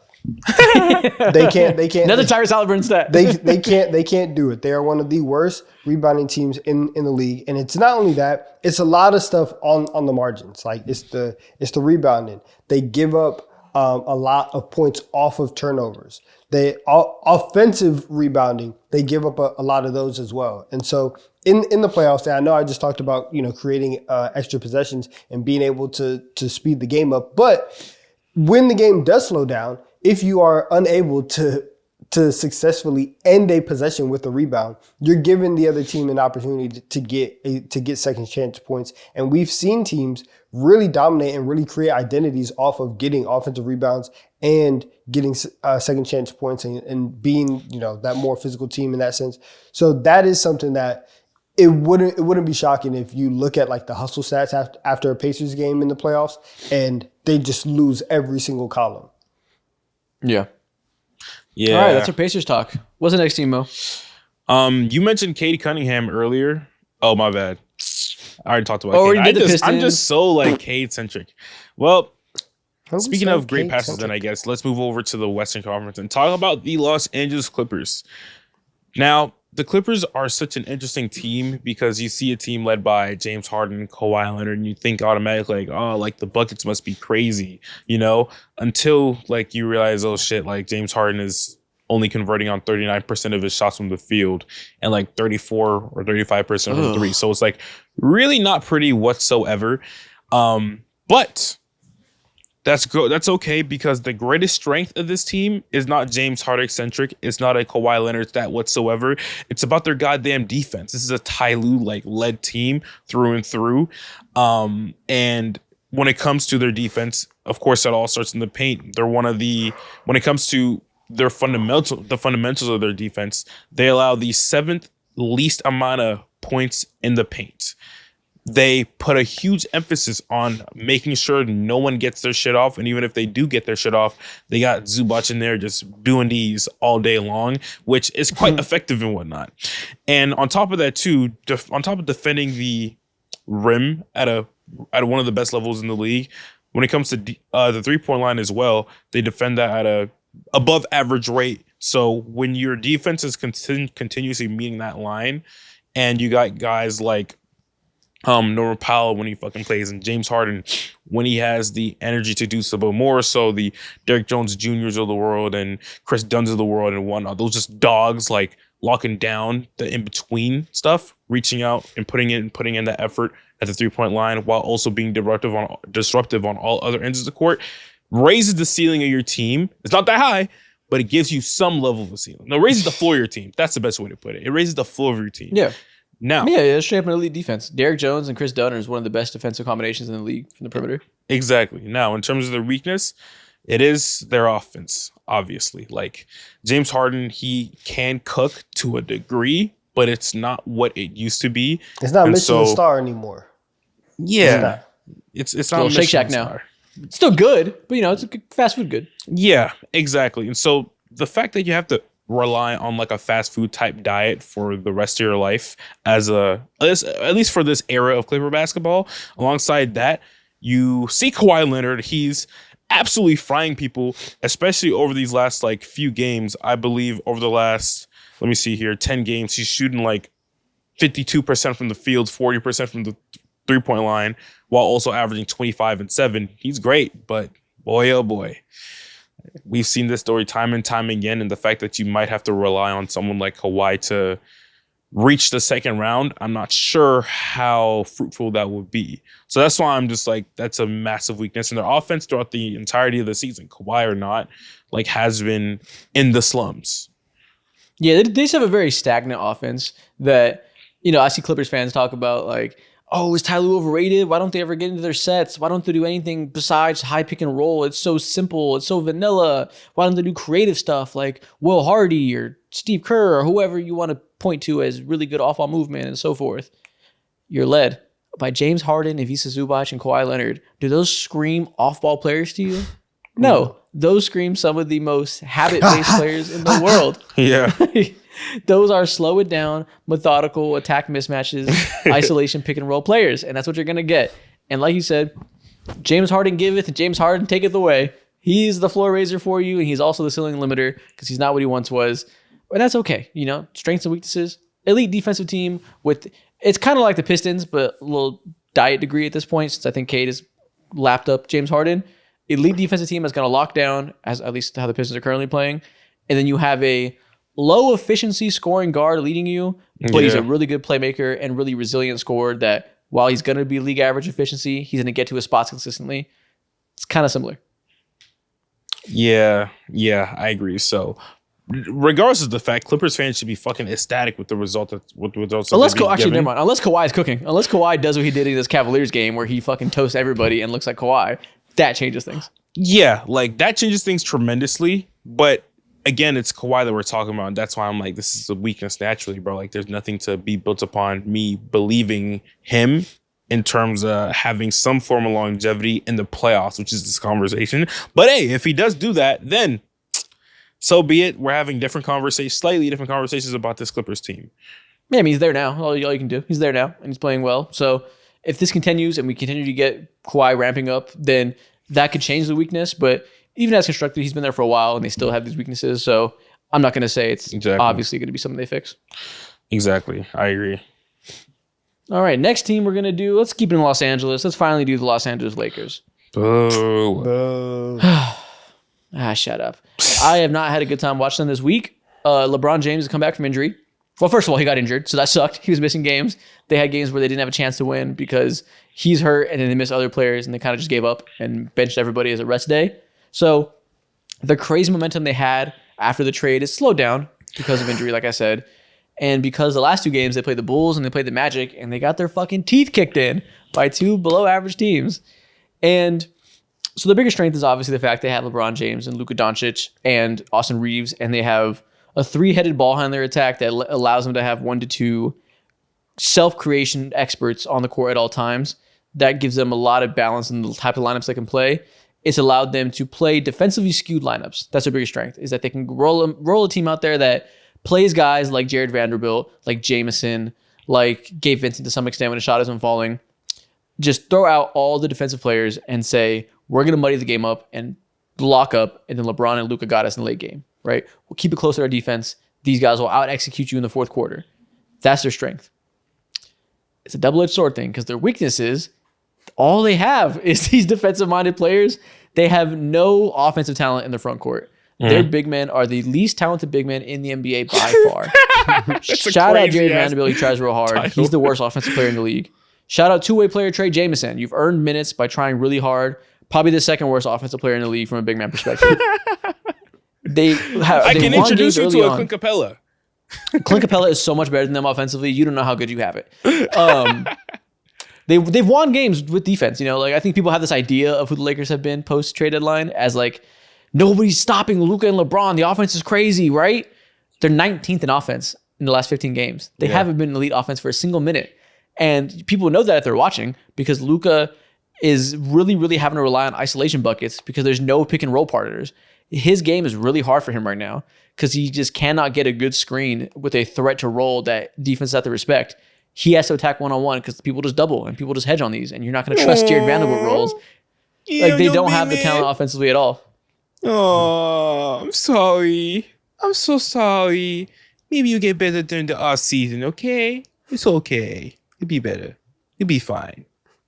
Womp, womp, womp.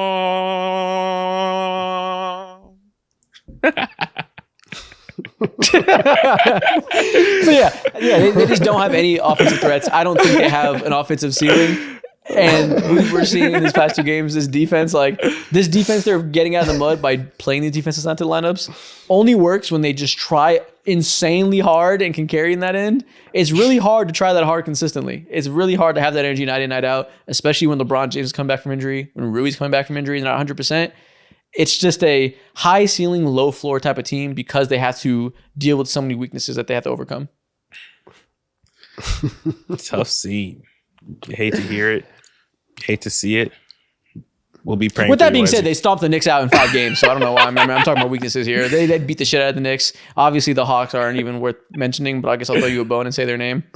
Oh man, I can't wait for the Grizzlies to come in here, beat them up. But yeah, no, they need good health for sure, because right now, like, both sides of the ball, everything I said necessitates small ball, and you can only do a lot of small ball if everybody's healthy and everybody's full effort and like capable. Like, LeBron's defense was a big part of why they're number one for so long after the trade deadline. And if he can't do that, if he's not able to give you that effort, which I think he can, and especially Rui as a small ball 5 in those lineups, that'll be like pulling the Jenga piece out that makes everything else collapse, because you're not going to get top tier offense without a real center rotation. So you got to be a strong defensive team. Yeah, and we'll see if Bron can do that for 2 straight months at this point. He's done it for 2 straight months. He just has to be healthy, and right now he's coming off an injury. Guess what? I need 2 more. Like, Yeah. You so can get like it. It's just like the risk of injury is always there, and one injury that derails his.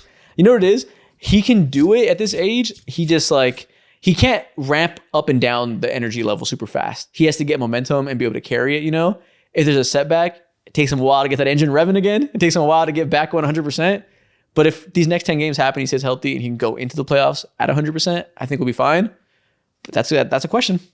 Exactly. So that's always been my question. But again, I'm waiting for the Memphis Grizzlies to come in here and beat them up, and that is my next team. And one of the strengths of the Memphis Grizzlies, I actually think that most people might look at it as a weakness, because obviously there was, but they are wrong. There was a stretch, right, where the Grizzlies were losing every game on a buzzer beater. They lost like 3 straight games on a buzzer beater.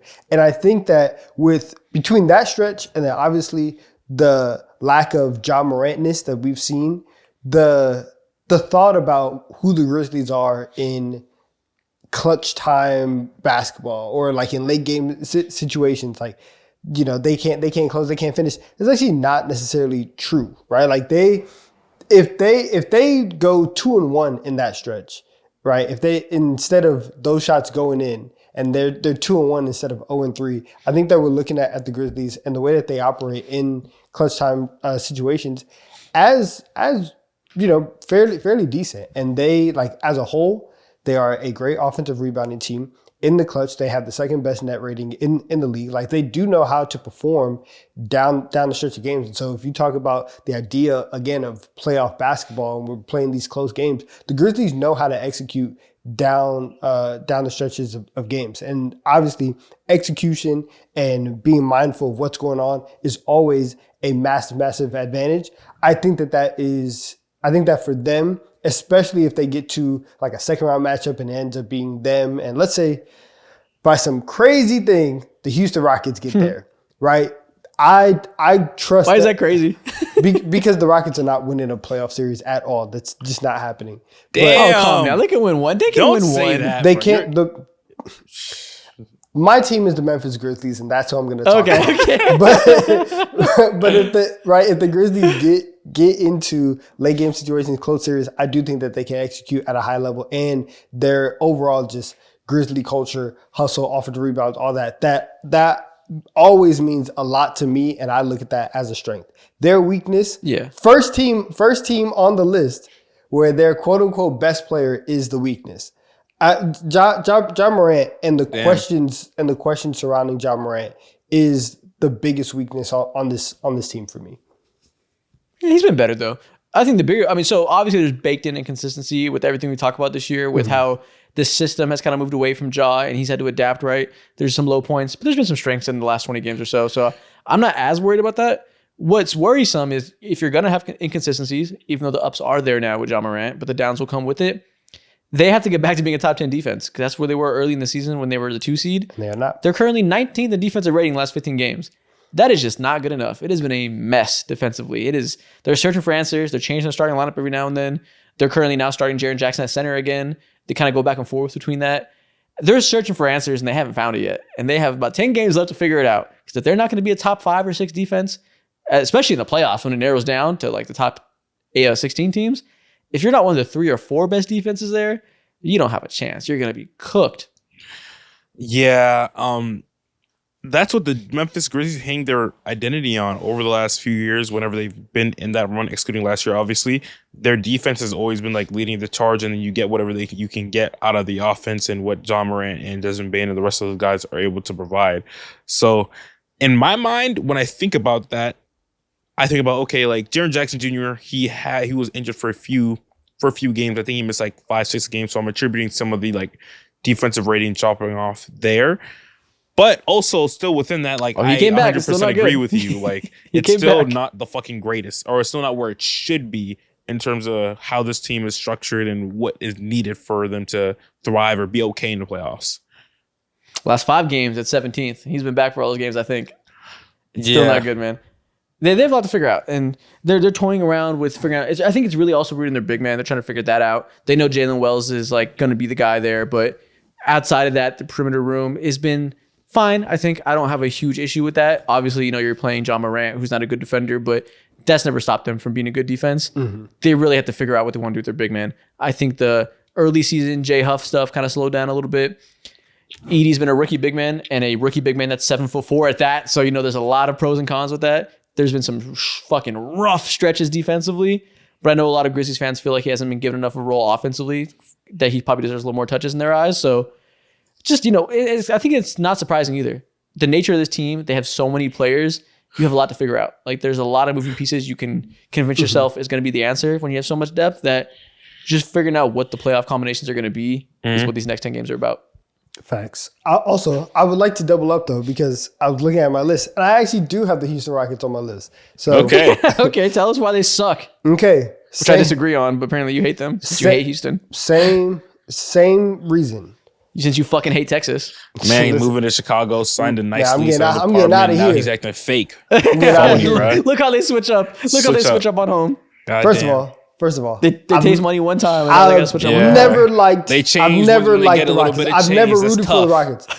I have not rooted for the Rockets since like 08, 09. That is the last time that I was like, oh yeah, I'm rocking with this team. Anyways, look at him gentrifying his soul. This specific team, I'm always worried, and I've been worried just about the late game offense. That is just that's the biggest thing for me. You look at the numbers. They're 17th in offense in clutch time.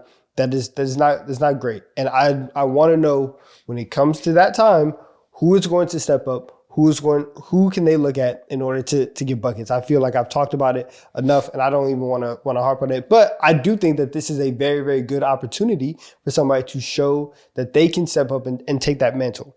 Now, one thing that I do think obviously works for them is that they can clamp up anybody. They have one of the best defenses in the league.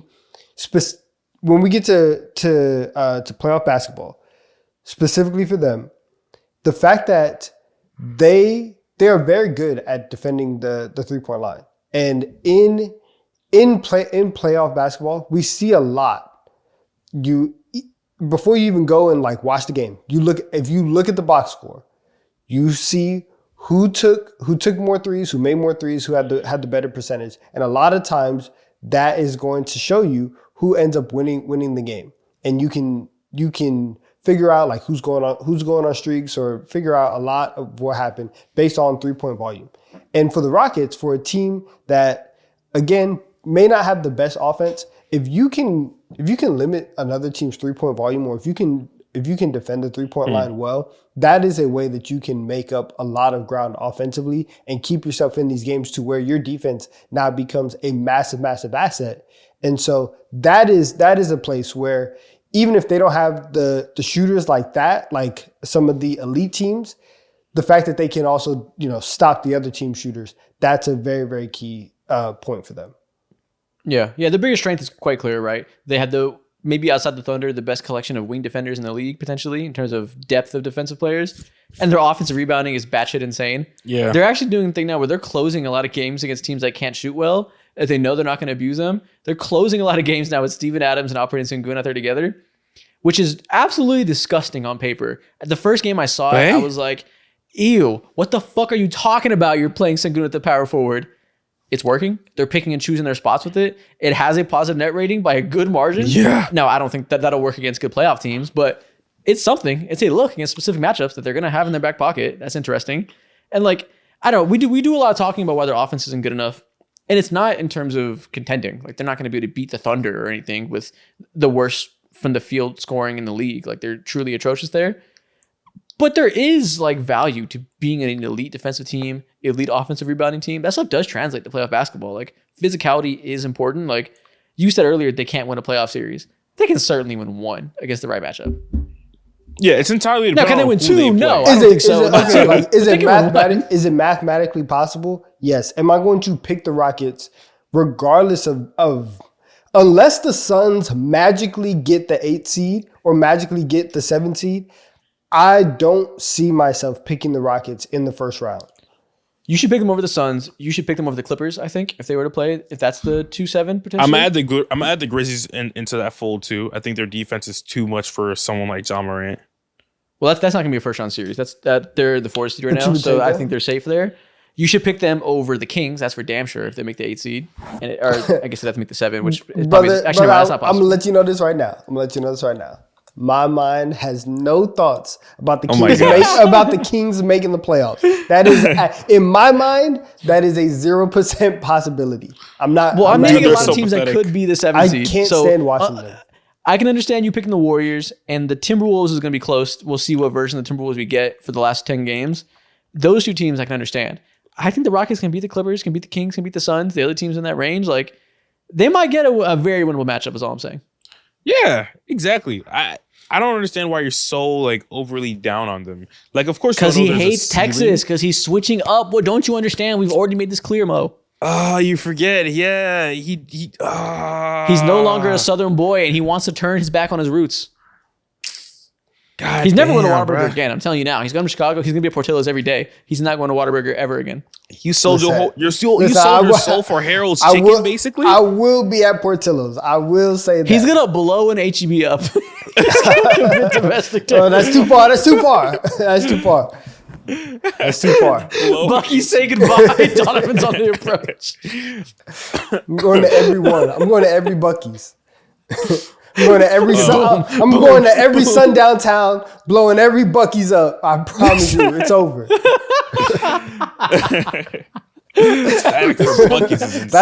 That's where the best Bucky's be at. In fact, like Temple, Texas, in the middle of nowhere. Shout out Temple Bucky's. Shout out Bastrop Bucky's. They don't know about Bastrop. Man, Bastrop Bucky's saved my life. I wish I didn't know about Bastrop. That fucking hick town. What the hell is that, bro? Bastrop saved it's my life. A random town outside of Austin. It's just like the whitest place on earth. It's like Texas. Oh my gosh, bro. If you want to know the whitest place on earth, I'll take you to South Georgia towards the border between Georgia and Alabama. It's probably pretty similar. It's probably pretty similar. I don't know if I think I win that or they win that matchup right there. Probably. I seen planned town halls there. I don't know. It's probably close. That's probably a more hateful version of white people. So you probably win in terms of it's worse. Yeah, bro. I don't know. You get in the middle of Texas. That hate rating. Listen. West Texas is where we're getting a run. You're not beating West Texas. We're talking about Bastrop. You don't want to go white, but it's not like bro, like that. when it comes to the racism in South Georgia bordering He's right. Alabama. He's right. You don't want to go man for man with that. There's some places in East Texas that you. Do you want me to send you clan meeting invitations? I know where they're located at. I'll pull up. Okay. No, I've driven through West Texas and I've been frightened at my surroundings before. And like, not even that I should be, but I'm just like, it's an eerie vibe. There's an eerie vibe in the air that I don't want to get out the car. You ever drove to Amarillo? Flag. Wait, what? What did you say? I said, have you ever made the drive to Amarillo? To Amarillo? I don't think so specifically. It's everything. What business do you have in Amarillo? Get out of there. Why did you make that drive, Donovan? Is there something you're not telling us that we don't know about? I had places to be, but like, and it was along the way. But that's exactly what Isaac is describing. Where I was like, click, like I was like, nah, like, we're not doing this. All right, let's talk about the Cleveland Cavaliers. No more West Texas racism. The Cleveland Cavaliers are interesting team. Their strength is their combination of front court and big man talent, right? They can always have, at every single minute of the game, an elite rim protector and elite lead guard out there for 48 minutes, as well as a good collection of wings around them. Mm-hmm. Like, at the very minimum, there'll be a great wing, a great guard, and a great forward. A great big man out there 48 minutes a night. that's a rare combination that's led to, fucking 68 win pace. I can That's make like clear. 3 different solid starting lineups from a collection of like 11 players, bro. It's ridiculous. Yeah. They could have like their 5th best lineup they have could include Darius Garland, Jared Allen, and DeAndre Hunter, which is like a fantastic place to start from. Exactly. And the bro. other 2 guys aren't going to be bad. So, yeah, depth. For lack of better words, depth across all 3 core position groups. Their weakness is, again, we're talking about one of the best teams in the league, so it's similar to the Thunder conversation where they don't have a ton of weaknesses. You could say the weakness is lack of top 5 player if you're talking about historically what wins a championship. That's boring. I won't go there. Mm-hmm. Their actual weakness, I think, is size of defenders on the perimeter, I think. You obviously have the 2 small guards in Garland and Donovan Mitchell. That's an uphill battle defensively. That's why they're not like a top 3 defense in the league. They've been hovering around top 10 all year. But also like Max Strus, Sam Merrill, Dean Wade even, who's tall but a short wingspan. Like these are guys that play at the 3. Not huge guys. That's why the DeAndre Hunter trade was seemingly so big because they have like a real wing size defender to throw out against the Celtics now.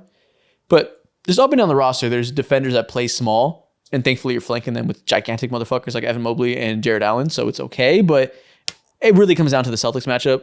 There's exploitable defenders for Jason Tatum specifically to pick at. And Kristaps Porzingis on switches. Donovan, he said Sam Merrill, Dean Wade, and Max Strus. Singling out them boys over there. And I don't really like that. In fact, I think Max and Strus Darius Garland. Darius Garland, you better pull up your shorts. Your defense is going to decide the Celtics series. You better get ready. Oh, no, he's a completely different outlier. I 110% agree when it comes to Darius Garland. But you make a very good point that I haven't thought about when it comes to their perimeter defense. They did make that DeAndre Hunter trade for like several reasons. One of the big ones is like, okay, like he has the stigma and he should be known to be like a good wing defender, which I would say, yeah, probably, sure. And that is much better than what they do have residing on their roster. Maybe like you can, a cast and counteracting point, maybe like, oh, like Isaac Okoro was there and all that. But if you play Isaac Okoro those minutes, like you sacrifice a lot of your offense because his 3-point shooting hasn't been known to be consistent in the postseason whatsoever. That's why they went ahead and replaced all those guys, and his role in minutes and all that just seemingly just diminished as time goes on when it comes to his tenure there. So I can see that. I never really thought about it. Yeah, it's specifically important against Cavs for the reasons I said that you can't. It's hard to survive out there. Specifically, Strus. If they want to start him as their main playoff 3, that's hard against the Celtics. And it's really the same thing as the Knicks conversation that like. Yeah, match them up with any other team in the East. I think the strengths far outweigh the weaknesses. We're not even going to have a problem. We don't really got to talk that much about it. They're probably going to beat whoever's in front of them. Those goddamn Celtics. Mm-hmm. Now, with that being said, they have a way better chance than the Knicks do. I think they have like a 50-50 chance of beating the Celtics, whereas most other teams in the East, they're going to blitz them. Yeah. And it's rare that there's a team in the East. It's so rare there's a team in the conference you can say you might not be able to beat when your team is as dominant as the Cavs are. Like, for everything you said about the Thunder all year, the Cavs have been neck and neck with them, if not a step above them for a lot of the year in terms of winning percentage. So, very rare that's not the clear favorite to win a championship. And that's how you know. Like, and we've done all this, back and forth about the Cavs and the Celtics. That's how you know that the Celtics should probably still be looked at as the favorites, because every time we're having these conversations, it's like, yeah, they're good, but like, They got to beat the Celtics. Like, they need this to play the Celtics. And it's always judging yourself up against Boston. So, yeah. But to be fair, they are the defending champs too. So there's also part of that built in our heads. We've seen defending champs be bad the next year or be like lesser and them not necessarily be like the standard in a conference. It's the fact that like they still Rarely. are. They more often get more credit than they deserve than less. Yeah. Maybe. Last 2 teams I have are the Bulls and Kings, and I think I want to cut them. Damn. Okay. The Kings are absolutely abysmal, bro. They can't guard shit, can't hit shit. Domantas Sabonis, what the fuck type of basketball are you playing, bro? Everything's so down bad for them. And when they first made that De'Aaron Fox trade, we were all just like, oh, cool. They're going to be entertaining. At least right now, they're not even entertaining. Not me. I did not say that. And Sabonis was out here trying to hurt people. Right, he stepped under Tatum's foot. Obviously, it wasn't intentional, whatever. But like the Kings they're just a bad fit. Like, their strength is they have talented players. Their weakness is none of them fucking fit together. Mm-hmm. The fact that I like Zach LaVine. I like the idea of him off of Sabonis. I don't like the idea of Zach LaVine and DeMar together. I don't like the idea of DeMar, Monk, Levine together, and you can't start Keon Ellis. You need to start Keon Ellis. Like, that's such a key part for them, but they're so like for politics reasons, as always, they're hamstrung, they're handcuffed to not starting Keon Ellis and not doing the key thing of starting players that can defend and shoot off ball. They can't put their best 5 players out there very often, and it's a problem. Yeah, sorry, Kings fans. They suck. DeMar is probably not going to be on this team next year. Is really what I'm trying to say. And for this year, he is, and it's addition by subtraction is needed in some regard to this roster. Mm-hmm. I want to talk about the Atlanta But even Hawks. then, I mean, Levine, Monk, and Keon Ellis is so small. They're like, who's the 3 in that? It's just tough. They're just not fun to talk about anymore, man. They like the light the beam shit, the whole 9, put it away. It's over. That whole bit is dead. Moving on, we can talk about the Atlanta Hawks. Same old story. Since the All-Star break, they are 10-9. They're right on track to being exactly what they are. They are fulfilling the prophecy of what they try to be and embody in the NBA. When it comes to everybody playing their role, the Atlanta Hawks know how to play the role. Now, is it a fun role as a fan? No, not really. Do I like it? Absolutely not. But it is what it is, and I'm happy that there are outlier things on this team that are doing well. I guess the strength that I could say is like we have an identity. We have players who are good now, and we have something that we can cling on to. Onyeka Okongwu, I think he's the newest shit out here that we can talk about. Since he's been starting center for the Atlanta Hawks like January 20th, he's been averaging 15 points, 10 rebounds, a steal, a block, while also shooting 38% from 3. Now, unlike 2-3 attempts per game, but slow volume. But the fact that he's shooting them bitches has like moved mountains for us, because there is now plenty of other opportunities for other people to do shit on the basketball court. Zachary Richey has been one of the most consistent rookies that the most consistent rookie that the entire NBA has to offer. Dyson Daniels. Hey, Jalen Wells erasure. Hey. Oh shit, yeah, Jalen Wells does exist, but he has no aura. When it comes to aura for aura, who has like least aura between the two? I don't think Ricochet is some aura, man. I wouldn't go that card if I was you. He has more than Jalen Wells. I can tell you that for sure. What? I'm not even going to entertain that conversation. Keep talking. I'm a Hawks fan, brother. That's all I got to cling on, anyways. All you have to cling on is aura? Oh my god, Dyson Daniels, trash. Dyson Daniels has been fantastic, and Trae Young's efficiency has been getting better. Now, as usual, our offense, has been top 4 or 5, I believe, since the turn of the All-Star break. But our defense is 17th. It's been better than the traditional 27th, 25th, 21st. It's continuously getting better. I don't know if I like it at the rate, but our defense has continued to be not that good. We don't have the I would say depth big man wise to be able to really. We just don't got the guys just yet, man. We just don't got the guys. I hate talking about the Hawks right now. Like, that's the conversation. It's like, yeah, so it's dry. Jalen Johnson got hurt and nothing matters. Like, the weakness is they don't have their second best player. They need their second best player. Like, I don't even care what the strength is. The weakness is debilitating. They're not even like, shout out them. There's silver linings, like you said. Shout out Dyson Daniels getting his reps in offensively in the last season. Shout out Ricochet getting more and more comfortable in his supporting role. It just feels like they're just so irrelevant and so stuck in the middle. It's like when I talk about the Hawks, I kind of have to talk about them and like grade them on a curve. Like, yeah, like you have guys now who are consistent and have a role and are actually valuable, a slew of guys. But on the other hand of things, like none of it really matters, and you will make like zero noise because your second best player, Jalen Johnson, is out. So that shout out having Terrence Mann under contract for 3 years. Yeah, whatever. 15 million. And he won't play a lot next year. Yeah, it is what it is. He was hooping last night against Houston though. Hit plenty of timely threes. Solid defense too. Good for him. I do like Ricochet though. Ricochet is impressing me as of late. I hate this team. His potential, I will say, is a little bit higher than I initially thought. It is higher than I thought, actually. You know what it is that I told you last week? It's not Harrison Barnes. It's Chandler Parsons. I told Fuck you. He has you. a higher It's not ceiling Chandler than Harrison Barnes. Parsons. It's Chandler Go Parsons. to hell, brother. I have the worst words for you. Oh my God. Go to hell. It's not Chandler Parsons. It's more of a... He's fine. It's Alpha Rukaminu. It's more Klay Thompson light with like a little bit more of a handle and a bit more athleticism. Settle the fuck down. Yeah. Settle Klay Thompson down. light. There we go. Those are the comparisons. Donovan, do you have one team left, Donovan? I have one team left. Who's your last Happy team? to move off the Hawks.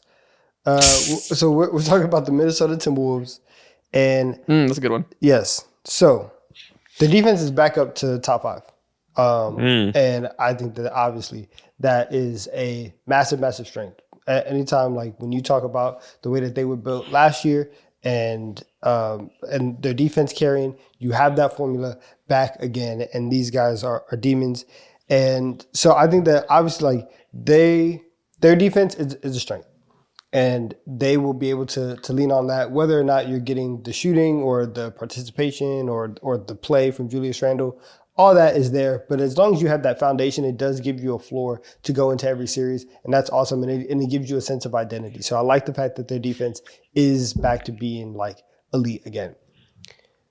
Their weakness, in my opinion, or one of their weaknesses, they are slow as hell. And every time I watch them, I'm like, bro, go. Like, please run. Can somebody throw an outlet pass? And they won't. And they just don't do it. And so I think that they miss out on some opportunities to get easy buckets. And what we were talking about with the Pacers and forcing teams into miscommunications or forcing teams to process very quickly defensively. I don't think Minnesota does that. And I don't think that they have a lot of I don't think that they are obviously like one of the more talented teams in the Western Conference. And so whenever you do that, being able to force some kind of miscommunications and close that talent gap, I think you can do that simply by running fast and running a lot and doing all that stuff. And they just don't do it.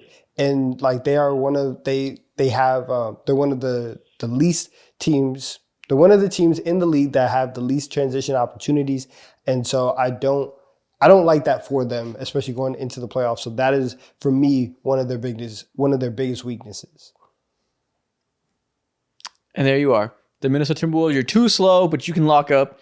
I'm glad Julius Randle is playing better as of late. Mm-hmm. The spacing is good now, especially when Rudy Gobert's on the court. The spacing is fantastic with Naz Reid, Julius Randle lineups. Mm-hmm. So I like the fact that they have good, better offensive looks from their main players. I still like... While it's no longer a glaring weakness of theirs, the Julius Randle thing, they figured out the fit, their weakness is still low-key. It's the ceiling of an Anthony Edwards, Julius Randle-led offense. Like, as good as that is, or as improved as that is compared to early in the season, it's not a high ceiling compared to the rest of the league. So you really need to lock up at the highest level. You need Jaden McDaniels to continue his stretch, Gobert to not be a problem on either side of the ball, to be Pete Gobert, or whatever the best version that is right now at this age. I just don't see the ceiling offensively regardless.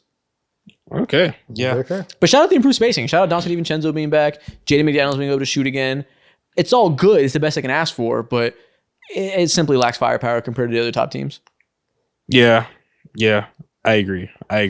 But it's inspiring, and this race is fucking interesting as hell.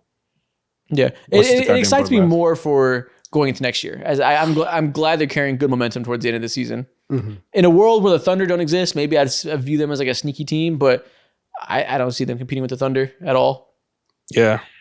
No. Yeah. But maybe they beat the Rockets. Maybe they find a way to beat the Rockets. That's possible. Who knows? Maybe they get under the second apron, and then they finesse their way into like a Kevin Durant trade. Yeah, maybe Nickeil Alexander-Walker's a Laker next year and he walks for nothing. Go to hell. I have one more team on my list. Okay, and that team is the Miami Heat. Holy fuck, I almost have nothing to say about this team. But let's just cut the Miami Heat. Let's cut the Miami Heat. Yeah, they're lost good. 9 in a row. They're okay. Wow. I think if you're a Miami Heat fan and you see this, I'm sorry, but I'm also not. I'm outvoted. Welcome to TikTok time. Crown Eaters, let's go to war! LeBron! Welcome to TikTok time. I hope you guys enjoyed that. That's a nice little transition to get on to the second part of the show. Hope that was music to your ears. Today, we're going to begin this section of the show by talking about the most beloved players in the NBA, the fan favorites, the guys who make the culture of the NBA what it is. What we're going to do today is I'm going to name an NBA team, and I want you to tell me who the most loved player in franchise history is, the fan favorite. See, this isn't necessarily the best. It's so much different. I know. Yeah. It's straight up not the best. It's straight up only fan favorite. It might be a role player for some teams. It's probably stars, but it could be a role player. It could be somebody like that that's just day one to the franchise. Everybody loves and respects. Don't even think about how good they are. Okay, let's do it. Someone who died for this team, basically. Let's do it. Oh, they can be live. It's okay. Well, first team, Los Angeles Lakers. Exactly. Exactly. Set yourself up for that one. Watch your mouth. This is Kobe Bryant, hands down. We're not doing anything. I'm not accepting any other names outside of Kobe Bryant. I can't say Magic Johnson. I just said I'm not accepting any other name other than Kobe Bryant. I'm going to lean towards Kobe, too. Yeah, I mean, honestly, Kobe Bryant is so revered that people almost treat him like he's a religious figure. We got Nico Harrison talking about, I'm going to decide who runs my team. He said, I'm going to decide the face of my team based on who's the most like Kobe. That shit sounds like Christianity to me. He is a basketball Jesus to some people. It's got to be Kobe Bryant. People prescribe. People subscribe to this Kobe Bryant religion worldwide, too. I don't see people doing that for Magic Johnson. They wake up and they read Kobe Bryant scriptures. They read Mamba mentality quotes. It's insane. Exactly. I'm leaning towards Kobe. Exactly. Yeah, that's a easy. lifestyle. Tone. That's a standard. Good. It's a lifestyle. The Mamba mentality? Yes. You have to believe it every single day. Every single day. Okay. You get What's up, the Mamba mentality for that? Like, what's the lifestyle for that? It's the same. You know, you just get up, you go to work, you control what you can control. Wake up at 4 a.m. Fucking get your blue water bottles, the bananas and shit. 4 a.m. Saratoga water, banana peels. Control what you can control. Make sure that rain, sleet, or snow, you're trained to go. All of that. That is Mamba mentality. Okay. Run real hard. All right. Toronto Raptors. Who's the most beloved figure? This was a little hard. Vince Carter didn't leave on good terms. It's not I him. think Kawhi was only there for a second. It's not him. Kawhi or Kyle Lowry. I think Kyle Lowry is the easy answer for sure. He brought them the championship, stayed true to the team. Yeah. Loyal. Been there through their ups and their downs. He grew as an all-star there. When he first got there, he was not absolute. He wasn't shit. Yeah. He was developing into the player that he... Damn. I'm just saying how he was, bro. Like, did you see him back in those 2007, Kyle, did you you were see a him bum. as a Memphis Grizzly? He was nothing, bro. But as soon as he put up to the 6, he was a different player. He turned. It feels like a homegrown star, even though he wasn't drafted by them. It has to be Kyle Lowry. Exactly, bro. He showed up there fat, got dumb in shape. People made fun of Damn. him. He what? What are you telling the truth? Normally, I'm the one hating on Kyle Lowry. It's you just throwing all these strings at him. I'm You bigging up sucked. his You were story, bro. fat. You sucked. Everything. Couldn't shoot, was a choker. No. But then So he when it comes to this guy, there's no good job of the hut, slobbily looking bum of a point guard. Walk. I hate the way you talk. I hate the way that you dress. Kyle Lowry, I love your game. You inspired so many players in the NBA today. Actually, you didn't, but I love your game still. So yeah, the fat ones. Okay, shout out Kyle Lowry. The Utah Jazz. See, Oh my God. See, now listen. Now, Nasty Man would be Disgraced. Listen, he would be the choice. However, there's a guy from his era on that same team that has a little extra boost. So I'm going John Stockton. Okay, listen. They both have transgressions. One of their transgressions eliminates them from fandom.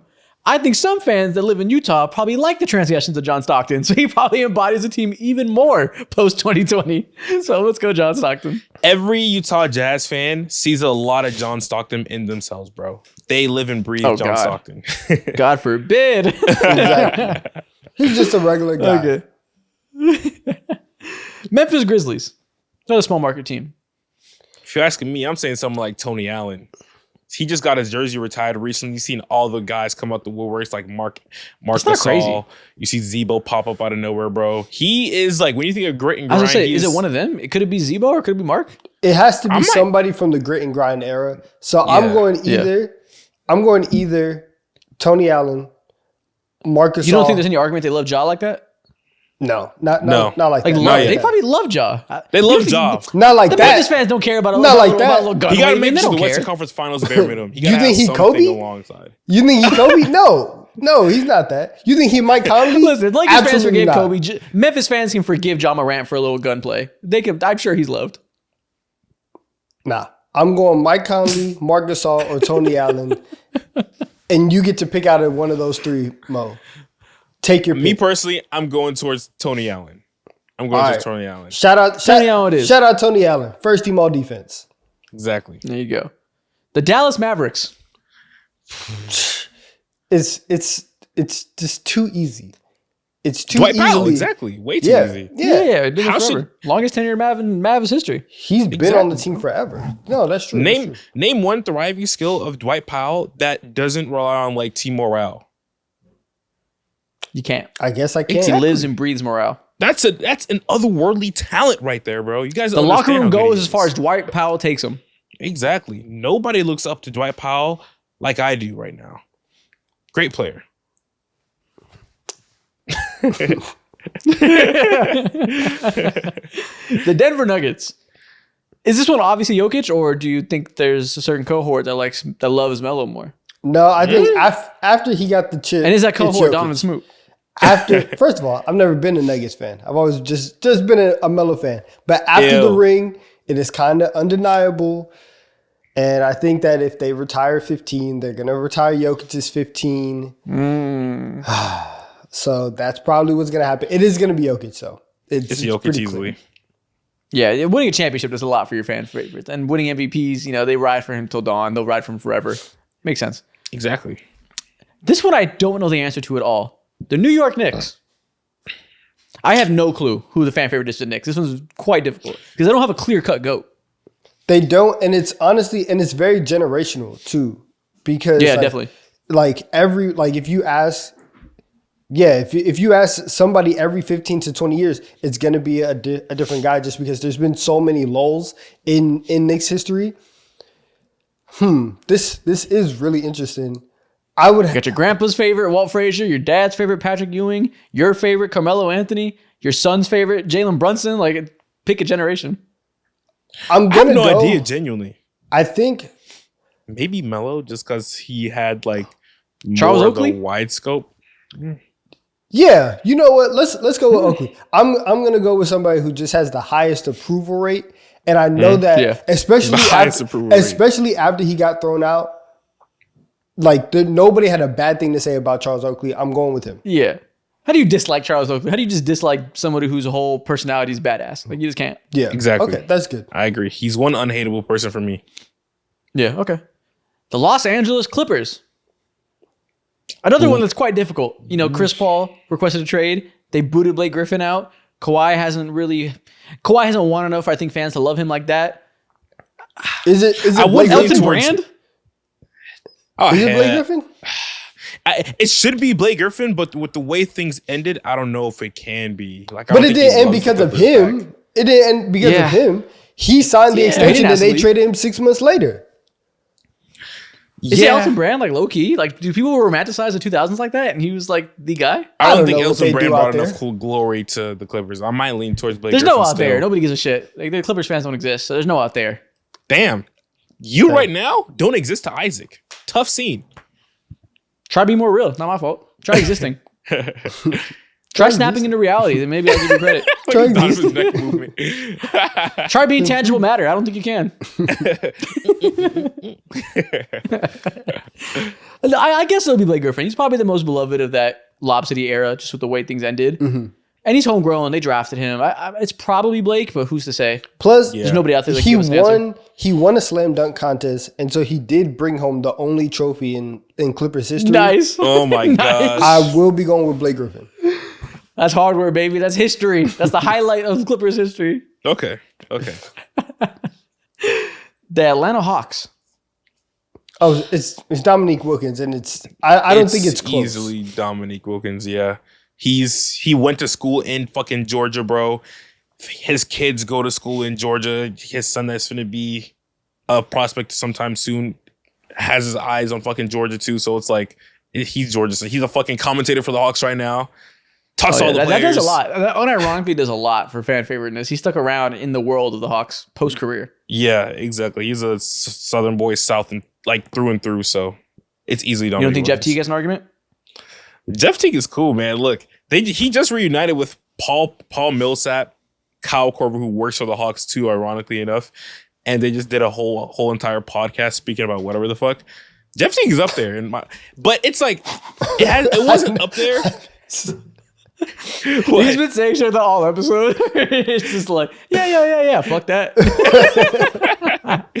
I think Jeff Teague's like love has happened towards when he started picking up that microphone. No one was really out here. Yeah, I was banging for joking. We don't Jeff gotta go into Jeff Teague's Hawks fandom. Teague. But me personally, I thought he was the next star point guard in the NBA. You really don't understand how special those drives and that left to right crossover was. 1-on-1. Oh, I believe it. No, I believe explain that to you us. believe- Explain to us, because I low key was on your wave too. I really did like Jeff Teague. I thought he was special. Yeah, like I absolutely agree. When it comes to his ability to drive to the rim and his mid-range game, it was special, bro. Like he wasn't necessarily the greatest three-point shooter. It wasn't his era, but there was levels to his game. There was versatility to it. He could do any point guard in the league.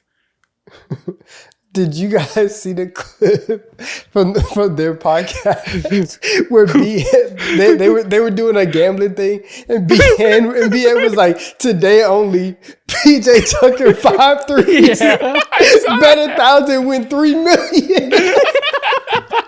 $3 million is crazy. I saw that, lost my mind. I was crying. $3 million is shameless, bro. PJ Tucker 5 threes. He said today only. It was the delivery too. Bet 1,000 win $3 million. Yo, that's so shameless. Oh, So Fantastic good. bit.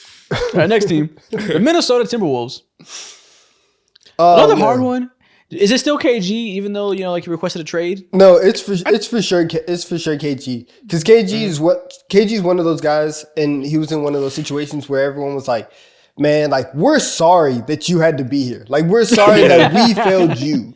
Right, in one of those rare situations, and the fact that he also came back to the team in like 2016, 2017, okay. that's also very, very big. And the fact he came back to like mentor Karl-Anthony Towns, who they thought was gonna be the next KG, like the goodwill is completely returned. Yeah, he is the face of over there, bro. And so many fans hate that he hasn't gotten his jersey retired yet. Still, so he's the face of that organization still, and he's not even there. Yeah, I'm not tapped in with the Timberwolves temperature on the KG jersey retirement. Exactly. The OKC Thunder. Nick Collison. Yeah, it's either Nick Collison or it's Russell Westbrook. Yeah, it's so crazy. Those are the two options, literally. Now, Shea's about to win MVP, probably. Good chance they win the title. If they do win the title, does it become Shea? You have to wait a couple years, because like there really is no understating how important Russell Westbrook and the fact that he got MVP that very next year. And it's like, we had the best player in our franchise's history leave us to go to 73-9, and you stayed here and you brought us and you did all this. Like, I think emotionally, It's fans are enough, way more but tied also- to Russell Westbrook. Yeah, fair enough. But also, you got to realize we had 2 MVPs. They couldn't win a championship. If we get a third MVP and he does win a championship, I think that might instantly become the fan favorite. I understand, but Russ took care of the fans at their lowest. You know what I'm saying? Like, he was with them. And so like obviously you had some tanking, but that rush year is special. It's an all-time year. I'll be in baffled. history. If we have this convo in 5 years, I'll be baffled if it's not Shea. Also, I think a part of this, outside of basketball reasons, ask when my it comes to Thunder thinking friends. about like beloved player, Russ really ingratiates himself with the fandom in OKC. Like he really like embodies what that shit is about, and I don't think Shea does that nearly as well enough. That's not an issue. I think Obviously, Shea definitely does a lot too. Listen, man, OKC fandom. The fandom is crazy for Shea. Aura Man, the way you feel about Aura Man, they feel a million times about that. They worship him. yeah, but who do they worship more? I just lean towards Russ because I think he even like this community stuff too, and that outlook. Like, there's so much that he provided for these guys compared to Shea. So I think it's I'm hard just to saying compare. a championship will change the equation. It will. Happens. It will. Yeah, it But definitely will. We have to wait. But right 2.5 now, it's clearly, months. right now it's clearly Russ. Yeah. It's obviously Russ right now. We have to wait 2.5 months. Facts. Not 90 more days and we got it. The Philadelphia 76ers. Ooh, It's Allen Iverson, and it's or is not, it Julius Erving? No, it's Allen Iverson. Wow. So the NBA fandom at large loves Allen Iverson. Do 76ers fans love him more than their other stars? Like, is he within the 76ers fandom that loved? Yes, I would say so, because I think that AI. They love Joel. They respect Joel. The process is a big part of their hearts. Again, They it's mourn for his emotionally knees right now. it's emotionally damning Yeah, I feel like or with demanding. I feel like with Embiid, it's more like, yes, like we rock with you, we drafted you, and like we like respect you, but if you go to like every single like Philly sports team, they're all just like, we're underdogs, nobody likes us, da da da da. And like Allen Iverson being at the size that he was, winning MVP, playing as hard as he did, diving on the floor, doing all that stuff, like embodies the Philly mindset, or whatever that means. So I do think that he is like their most like beloved player. Yeah. It's that's hard to parse because like Mo said, the Joel Embiid thing is so emotional and so much connection there to like the ups and downs of the turbulence of his career, and we're in the middle of that right now and at the low end right now. So hard to parse that, especially when one has nostalgia, one doesn't. I really wonder how this is going to age in 10 years from now, like how they're going to view Joel. Yeah, they can't. I mean, I doubt that they like hate him or sour on him. No, definitely not. Certainly not. I wonder if it goes the other way. Mm-hmm. I wonder if they like adore him and they're like, you gave your body for the team, you tried, blah, blah, blah. We respect you were there the whole time. Like, I wonder if it goes the other way. It becomes like real reverence after the fact, looking back. Do you think that can happen without a conference finals appearance? Sure. I mean, it's not, I don't think 76ers fans blame him for that. They avert their attention to Ben Simmons for the hatred for that. All right. I thought more of Sixers fans, but all right. Oh my God. I thought they had higher standards. Damn. You dickhead. Higher standards. Oh my God. Ridiculous. All right. Next thing we're going to do.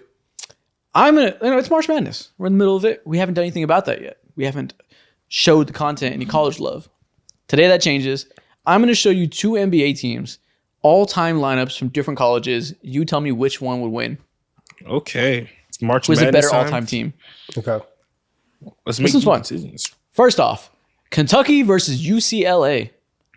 For Kentucky, we have Rondo, Shea, Booker, Anthony Davis, Karl-Anthony Towns. UCLA, we got Westbrook, Gail Goodrich, Reggie Miller, Bill Walton, and Kareem. Kentucky's lineup is just it's so well rounded. It's just amazing. But you have Bill Walton and you have Kareem, and it's like Kareem. I know those two bigs is crazy. Dude, Karl-Anthony Towns trying to deal with the passing of Bill Walton. He's gonna looking around, the ball's whizzing by his head. But having a backcourt of Shea, Rondo, and also Devin Booker too on the wings is fucking crazy. But I think we got Russ and 2 shooters. Yeah. But you got MVP Shea basically and AD. AD can only do so much with Kareem. Like I'm overshadowing the fact that he's there. This is tough. I think. Do we feel like do we think this double big lineup will fit well for UCLA with Russ? Yes. Then I think it's no contest. If we think the 2 bigs will work, they're gonna beat the shit out of Karl-Anthony Towns. It's just a Karl-Anthony Towns issue, bro. That's all it is. Damn. And I could have put DeMarcus Cousins, but I don't think that would have changed much. That's true. I'm going with UCLA. Yeah, best big man duo we could possibly imagine. We're going UCLA. It's just overwhelming. UNC versus Duke. Okay. Woo. So for UNC, we Duke have is small. Duke is light. They have no real small. center. For Duke, we have Kyrie Irving, JJ Redick, Grant Hill, Jason Tatum, and Zion at center. And for UNC, we have Kenny Smith, Michael Jordan, Vince Carter, James Worthy, and Bob McAdoo. Yeah, it's UNC. The Duke guys are just having Michael Jordan helps. We're starting from there. Do have Michael Jordan. Are we doing like NBA version of them or college version of them? Let's do NBA version. NBA, obviously. Okay. Then, I'm still leaning towards UNC. Then I will go with UNC. Yeah, Duke is going to Jordan Carter Worthy. That's such ridiculous wing athleticism. Yeah, that's Duke crazy. is going to got JJ Redick putting his hands up trying to play defense. Jason Tatum's going to be fighting for his goddamn life. Yeah, we're just holding hands. He's clearing over his head, jumping over him. That's your best hope. Zion at center. I mean, on offense, Zion rotating, trying to stop Michael Jordan drives. He's getting put in multiple body bags. Yeah. One arm will be in a bag. He'll have his torso in another bag. Damn, they're dismembering him. It's not a good look. If Zion meeting Michael Jordan at the rim, it's not happening. And if he does well, he goes back, plays some offense, runs back down the court. Boom. Now you get Vince Carter at the rim. Concussion. And then you got to bang around with Bob McAdoo. I just see you like wiping the floor, bro, in like 4 or 5. I see Michael Jordan and Vince Carter just jumping in the air like it's slam ball, just throwing alley-oops to each other. They're JJ winning. Redick is gonna be there pissed as hell, bro. He's gonna be so fucking irritating that because he physically cannot do shit about it. Damn. Hope he podcasts about it. Yeah. Get off his chest. Next one. Michigan State versus Wake Forest. Hey, Wake Forest. So for Michigan Wake State, Forest we got is like Magic that. Johnson. Ooh, Hey. Oh, So boy. it is. For Wake Forest, we got Chris Paul, Jeff Teague, Al-Farouq Aminu, John Collins, and Tim Duncan. But Michigan State, don't sleep. Magic Johnson, Jason Richardson, Jaren Jackson Jr., Draymond Green, Zach Randolph. It's just This is the goons. most It's just fun college goons. team ever. It's I love just it. It is goons. literally Zebo and Dre on one team. And Magic Johnson, like this team is gigantic. Their smallest player is 6'6", Jason Richardson. Yeah, this Michigan State team is disgusting. Like, listen, shout out Tim Duncan. Draymond and Zebo is a pretty decent answer. Who's guarding Magic Johnson on this other team? This is actually not a great answer. But And Jaren, that's the best you can do. That's not a terrible answer. it's the Two DPOYs. just because it's the best you can do doesn't mean that it's like actually good. They're all three of them are getting cooked. They're all, I love when we talk about Tim Duncan like he's Wilt, like he's gonna drop 100 on everybody's head just because he has that much GOAT aura. He couldn't cut with like 19 points. Yeah, he's gonna give you a cool 19. On like 65%. He played in the dead ball era. Put him in space. No, shout out Tim Duncan. It's fine, but to say like No, because I three feel DPOYs doesn't matter. I feel Fuck the 'em, disrespect buckets. coming through the screen, and I don't want it to If start. anything, it's like disrespect to you and the Glaze, not to Tim Duncan. Exactly. Never So like, take it disrespect personally. him. Don't take it personally on behalf of Tim Duncan. Shout But out to I need Jeff you to understand, Teague. when you see him, you see me. So I got to take it personally, right?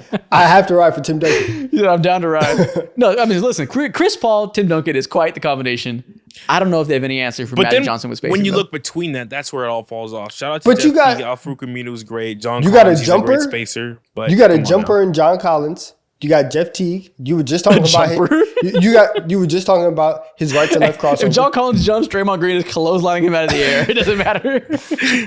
But I will go with Michigan State because they will fight them, and I trust them in a fight. Zebo and Dre is the worst front court to fucking deal with, bro. They're It's gonna the be loud- yapping that- your ear off. That's the bro. loudest front court of all time. Yeah, you're gonna hate them. And you got Magic Johnson's arrogant ass out there going back Just- and forth just while they're smiling. arguing. Yeah, bro. And then Jaren Jackson, annoying ass, just like floating around Also all over the smiling. place. Shit. And meanwhile, Jason Richardson is Windmill Duncan. This is the most irritating team of Just all doing time, bro, for sure. catapults. Gymnastics in the middle of the court. Yeah, Michigan State got it. Shout out Wake Forest, though. That's an amazing team. Could that Wake Forest team win an NBA championship? NBA championship with Probably. CP3 and Tim Duncan. Yes, But listen, Jeff Teague, Aminu, John Collins isn't like. in 2006, yes, they can win a title. What did John Collins look like in 2006? A hooper? What are we talking about? Dude, John Collins is shooting He's 40% from dominating. three right now. What are we talking about? That's all He's averaging NBA. like 18 and 10. That's all He's probably NBA. better for that era, isn't he? He's good. Yeah, okay. Shout out John Collins. Gonzaga versus Texas. For Gonzaga, we got John Stockton, Jalen Suggs, Rui Hachimura, Chet Holmgren, and DeMontis Sabonis. But for Texas, we got DJ Augustine, Avery Bradley, Kevin Durant, LaMarcus Aldridge, and Jared Allen. Dude, Texas is whooping their ass the meanest way possible. Understand what it is. Gonzaga, great players. Great players. I'm looking up and down that roster, and I just keep asking myself a question. Who's going to get your buckets? Who's going to get them? Because Kevin Durant's giving you bucket after bucket after bucket. LaMarcus Aldridge is turning over his right shoulder, giving you buckets after bucket after bucket. I don't know We're who's going to stopping. have John Stockton and Sabonis taking turns passing to each other, farming assists, going back and forth. Chest pass, chest pass, chest pass. Avery Yeah, Bradley, bro. locking up. Jared Allen, locking up. DJ Augustine, with those guys, eyes closed. 10 assists. Prime DJ Augustine was different, bro. He's feasting. Yeah, on this They're shit. lucky Shout out we didn't Gonzaga. put TJ Ford on this list. We could have know killed about him. TJ TJ Ford. Ford. They I thought don't he went to under- UCLA. No, he went to Texas. No, he went to Texas. I'm thinking about TJ Leaf. My bad. TJ Thought Leaf. we were talking about TJ Leaf? Yeah. Listen, I hope TJ Leaf still sends Lonzo Ball Christmas cards because Lonzo Ball got that man paid. Yeah. Facts. Well, yeah, man. I mean, listen, shout out Chet and Sabonis. Great fit together. Chest passes back and forth. Everybody. Chest Rui passes. Hachimura is getting buckets. Battling of drop steps and just 2 foot jump stops. I'm going with Texas. Jalen Suggs and Avery Bradley are just fucking punching each other in the chest over and over while everybody else is playing basketball. It's never been more over until now, bro. What is Rui gonna do when KD just decides to ISO his ass too? Not a damn thing. Pray. And 2014 KD at that? Oh my God. Help! Help! I'll be doing help! Chet sucks! Help! I'll be squealing, bro. Imagine somebody yelling that on an actual basketball court. Call the police. USC versus Villanova. For the USC team, we have DeAnthony Melton, Nick Young, DeMar DeRozan, Evan Mobley, and Nikola Vucevic. Villanova side, Kyle Lowry, The Jalen Knicks. Brunson, thick on thick, Mikal Bridges, Josh Hart, crazy. and Omari Spellman. It's crazy. Dude, this is a thick team that A that thick Villanova thing? has. Dude, that's Yeah, a bro. thick That thing. This team is so thick, you don't understand. That's a thick Lowry, thing. Brunson, and Spellman. Omari And Spellman Hart, too. got Hart's a body little on him, stocky. bro. We got some girth. Mikal Bridges is like the one skinny guy, but other than that, we got some strength. Hey, yo, stop With talking that about my being team. said, Not Omari enough, Spellman, Stop talking about my players like that, man. Not enough, bro. it's not enough. Look, Nick Young, it would be hilarious trying to guard Jalen Brunson. I'll say that. But listen, man, Evan Mobley and Vucevic are having that tiny-ass Villanova team in hell. Yeah, I'm going with USC. Because, again, DeMar, bucket. Nick Young, streaky bucket. DeAnthony Melton. Yeah, sometimes bucket. Yeah. Yeah. DeAnthony Melton, great role player. Vucevic, Mobley, amazing. So, yeah, I'm going with USC. Vucevic. I don't know, man. I don't know, man. Lowry and Brunson is a disgusting duo, actually, too. They are not guarding Yeah, I mean, anybody. Those are the best two players on the list. Unless they are collectively drawing 10 charges a game, which I think Exactly. with them is actually possible, but like I'm not going to do it. I'm taking USC. Okay, USC, you got it. You know, I said we're going to do a little bit of March Madness content today by relating things to college basketball. We're going to continue that. We're going to do a second college-based thing today. One you guys know and love, one you guys have seen us do in the past, but we're cranking it up a notch. I'm going to show you some NBA teams. I want you to guess who they are based on where they went to college. Okay. We've done this And before. this one It's is going been to a be minute. the hardest one you've ever done. For reasons you'll see. Okay. Okay. It's going to be difficult. Let's see. A mix of though. We have 3 levels of difficulty. We have easy, medium, hard, and we're going to go on. And so Donovan, forth. I need 3 you rounds of that. I need you to lock the fuck in, all right? I'm not locked in. Damn. He'll fucking lock in. Fix it. First off, which team is this? Ooh. Okay. So someone who went to USC, then we got a Colorado dude there. Auburn and Arizona. Is that Arizona? That is is Arizona. I'm going to guess that this is the Utah Jazz, and that is Isaiah Collier, and that is Cody Williams. Oh, okay. I thought you weren't locked in. First guess, first correct answer. This is the Utah Jazz. You Psych. saved me. I told you guys earlier, part of the Mamba mentality is always being locked in. So understand that. Oh my God. Understand that. You see, even when I'm not locked in relatively, I'm a little bit locked in. Exactly. Okay. Keep it Never going. not locked in somewhat. Remain locked Fair in enough. because I need the help. First off, a good win. Next one, which team is this? See, now we have 2 question marks. We're going up Oh, I got question this mark easy. levels. Easy. You got a Kentucky guard, and then you got someone who went to IU. There's not a lot of IU players in the NBA right now, especially who are big. So this is Kel'el Ware in the Miami Heat. Ah, okay. Listen, you some IU. You have a good, deep history with the state of Indiana. A lot of good memories there. This is the Miami Heat. Weird. Next up, This guy's- which team is this? This guy's treacherous. Wicked. Man. He's wicked. Which team is this? Level 3. I have Listen, we have 3 question marks. I never had this before. All right, so Utah and Stanford. Who we playing for Utah, man? The only player who I know who played for Utah is this Kyle Kuzma in the Milwaukee Bucks. Well, who would Stanford be? Oh, that's Brooke. Lopez? Yeah, Huh? yeah. Didn't they go to Stanford? Is it Brooke Lopez or Bobby Portis? It's probably Brook Lopez. It's probably Brook. Brook Lopez. Yeah, This is the there we Milwaukee go. Bucks. That is Brook Lopez. He went to Stanford. Yeah, there we go. There we go. Damn, the fact that you see Utah, you said, damn, Kyle Kuzma, that's crazy. Yeah, exactly. It's one of the most odd things. You know, John Collins. Never mind. Dude, I put 3 question marks. You guys got it instantly. God damn, how hard can I make this game? I can put one player on here. You guys will probably get it. Let's try it. Kind of tapped in when it comes to these college streets. It's ridiculous. Which team is this? Back to level 1. This Iowa. Oh, this is Iowa, the power very forward. easily the Sacramento Kings. Damn, that was easy. There we go. Shout out to Keegan Murray. Is that what gave it away? Yeah. Keegan and Sabonis gave it away. Yeah. Okay, not a lot of Iowa players out here, so that makes sense. That's We're I can see cooking that one right being now. easy. I'm just hoping that eventually you guys get one wrong. Which team is this? All right. What the fuck is that mascot right there in the top left? That's is Wichita that? State. WSU. Wichita State. Wichita State, and you got a Gonzaga dude there, and you got Bighorns in the middle. Big horns. Okay. So I'm thinking.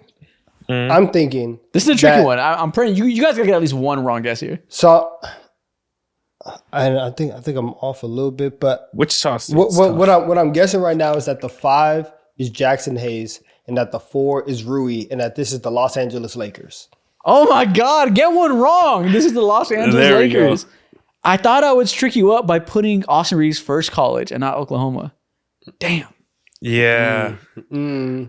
Okay, we're in our bag right now. Shout out to Jackson Hayes. Not even trickery works. Fuck. Next one. Which team is this?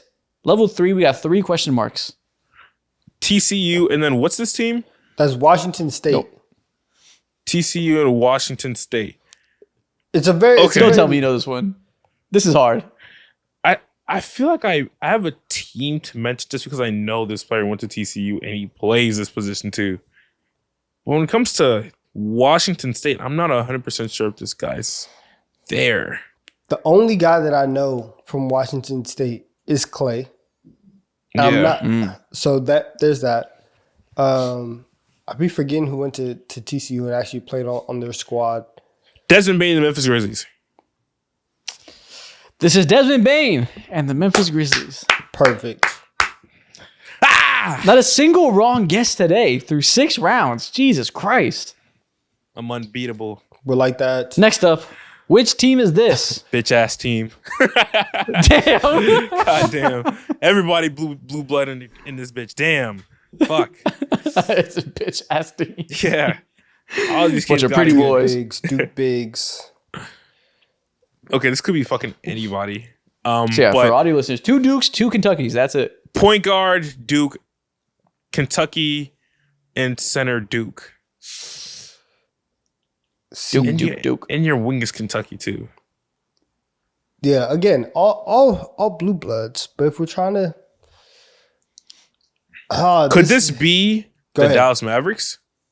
Oh my God. This is the Dallas Mavericks. he There put we 80 go. at the 4? Okay. Yeah. Dude, y'all are pitching a perfect game right now. This Yeah, is he crazy. put 80 at the 4. That's what it is. That's what he plays. What he wants to play. Damn. Okay. Which team is this? Ooh. Oh, I got this. Yep. Damn it. Go ahead, take it. Shout out to Quentin Post. I think Yep. that's Boston College, I believe. Yes, You sir. know where Quentin Post went to college? Yeah. Shout out to the Golden State Warriors. This is the Golden State Warriors. I didn't know that before I researched this. There we go. We're in our bag. One more. We'll see if I can get one L on the board. Which team is this? Oh, this is a Gator. There's not a lot of Gators Gator. in the league today right now. Yes, but it's a Gator who plays the 2. And so what I would think is that this would be Bradley Beal. And now I'm not I'm going Bradley Beal and Devin Booker. Wow. Fuckers, the Suns. This is the Suns. Woo. Okay. 9-0. 0 incorrect. This is the guesses. greatest performance that we've ever put up, Mo. It's the best we've TD3 ever March It's like Madness so run is good, it's ridiculous. boring. It's not fair. It's the There we best we've go. ever done. Definition Wow. of in our bags was just put in display for us. You're welcome. Wow. Duffy. Next thing we're going to do, we're going to bring back a series we haven't done in quite a while. I'm going to name 2 NBA players. Let me know who's better, Wait a minute, old or Mr. new. Postman. So 2 eras of NBA stars. You let me know which one is better at their peak, the old player or the new player. Okay. All right, bet. First off, we got Kemba Walker versus Cade Cunningham. I So love keep in mind, Kemba the Walker 1 year so Kemba much. Walker was all NBA. All NBA Kemba Walker versus Cade. Listen, that makes sense for Kemba. However, Cade has an argument for All NBA this season. He is making All NBA. He doesn't. That's have what I'm argument. saying. He is making All That's NBA. what I'm It saying. could be as high as All NBA second team too. And shout out to Kemba and everything that he was doing in Charlotte. But once again, the Detroit Pistons might be the 4 seed in the Eastern Conference. Brother, 25, 8, and 6 is a task that Kemba Walker has never sniffed in his career. Being a floor general while also being the best scorer on the team, while also being one of the better like defenders on the team as well, is a task that Kemba Walker has never had to deal with. He's a great player, maximized his potential. We gave those Charlotte Hornets fans something to watch at least, but it's levels to this. Damn. I'm going with Cade Cade Cunningham, Cunningham. you win. Chris Bosh or Evan Mobley? Now, I think we all think Evan Mobley can get there. Is he already there yet, though? Nah. He's not there yet. He's not there yet. I need one great postseason. You know how you know? You know how you know? If Evan Mobley in free agency joined with 2 other stars, it wouldn't be like, oh my God, this is the greatest big 3 I've ever seen. Exactly. He wouldn't be like, oh my God, they have 3 of them. It wouldn't be thought about that way. Chris Bosh was out here 24 and 10 with nobody watching him. Yeah. Except for the entire country Actually, I of don't Canada. know. Maybe that's not true. 24 and 10 think- back then is it's equivalent to like 29, 30 in today's age. Yeah. I'm definitely taking Chris Bosh. I'm going with Chris Bosh. Fair enough. Evan Mobley has a little more development left to go. Yeah, exactly. 2011 Derrick Rose or this year's Shai Gilgeous-Alexander? You gonna are stop. going to get us slaughtered in the comment section. But it's Dude. Shea without a second of more thinking. They're not even in the same tier. It's Shai so easily. People might disagree. I get it. Shout out Derrick Rose. What he did on that defensive team is incredible. Very similar to the role Shai has. Make him better at everything, and that's how you get Shai. Actually, no, he's a better passer than Shai, probably. I don't know. I don't even know at that front too. He's a better Yeah, athlete. he's a good passer. He's probably a little better. He's a better athlete. Who better cares athlete, if yes. if it doesn't make you better at the rim or anything? Who cares? He's better at dunking. he's better at making me feel something. That's what I'm saying. Shea be telling his teammates to shut up. Derek don't do Shai's that. a mean guy. How about that? Derrick Rose is for the community. Exactly. I'm not giving Derrick Rose the character side. Anyways, yeah, I think he's a better scorer. He's a better defender. He's making his team. He's leading the better team. They're both going to be MVPs. I think it's quite easily Shai. Yeah, it's Shea. It's Shea. We'll go Shai. Donovan's all sad about it. You don't want to do it, and I understand it. We got to do what we got to do. Patrick Ewing or I said Evan Mobley. Patrick Ewing or Victor Wembanyama. And keep in mind, year 2 Vic. Has year 2 Vic already passed up Ewing? I need you to understand. There were some years of Patrick Ewing that were very, very scary and very, very freaky. He was out here hooping. Correct. He was out here hooping. So before I go and pick Victor Wembanyama, I just needed you guys to understand that Patrick Ewing was out here hooping and he was out here doing a lot of things. But Yeah. I think Year 2 Vic better than a legend? Better than the best Nick of all time? better than a legend. So crazy. That's so crazy. Oh, I What love you doing Patrick with a Ewing, legend? bro, All right. and what he did Exactly. for New York back then. Let me. But it's not I just want to I'm not pull close up to year the 2. stretch. I want to pull up year 2 Patrick Ewing. All right, let's hear it. Well, year 2 doesn't matter. It's prime Pat Or- versus year 2 Wemby. Let me see. All right, so his best year in terms of MVP, MVP 4th in MVP voting. We'll go the year after that. First team All NBA, 28.6 points per game, 4 blocks, 11 rebounds, Damn. 2 assists. Jeez. Are you willing to be such an outrageous glazer that you say Wemby is better than the greatest Nick of all time? And This is on at your that- team, Donovan. You are disgusting if you do Yeah, that. no, it's not gonna happen. I'm going with Pat. He's not a Okay, real we had Blazer. to test your sloppy toppy levels, and you approached it. You got close. He's not You real. were like, but you didn't not do it. enough sloppy on the toppy, bro. Get out of here. You're canceled. Yeah, you I'm backed going up with Pat. last I'm going second. with Pat. Okay. I'm going with Pat. Yeah. Listen, you thought about it. You thought about it. Yeah. You were, Oh my god, it's a crazy visual. next up. You gotta You calm open your down. mouth that wide on the mic. You gotta calm down.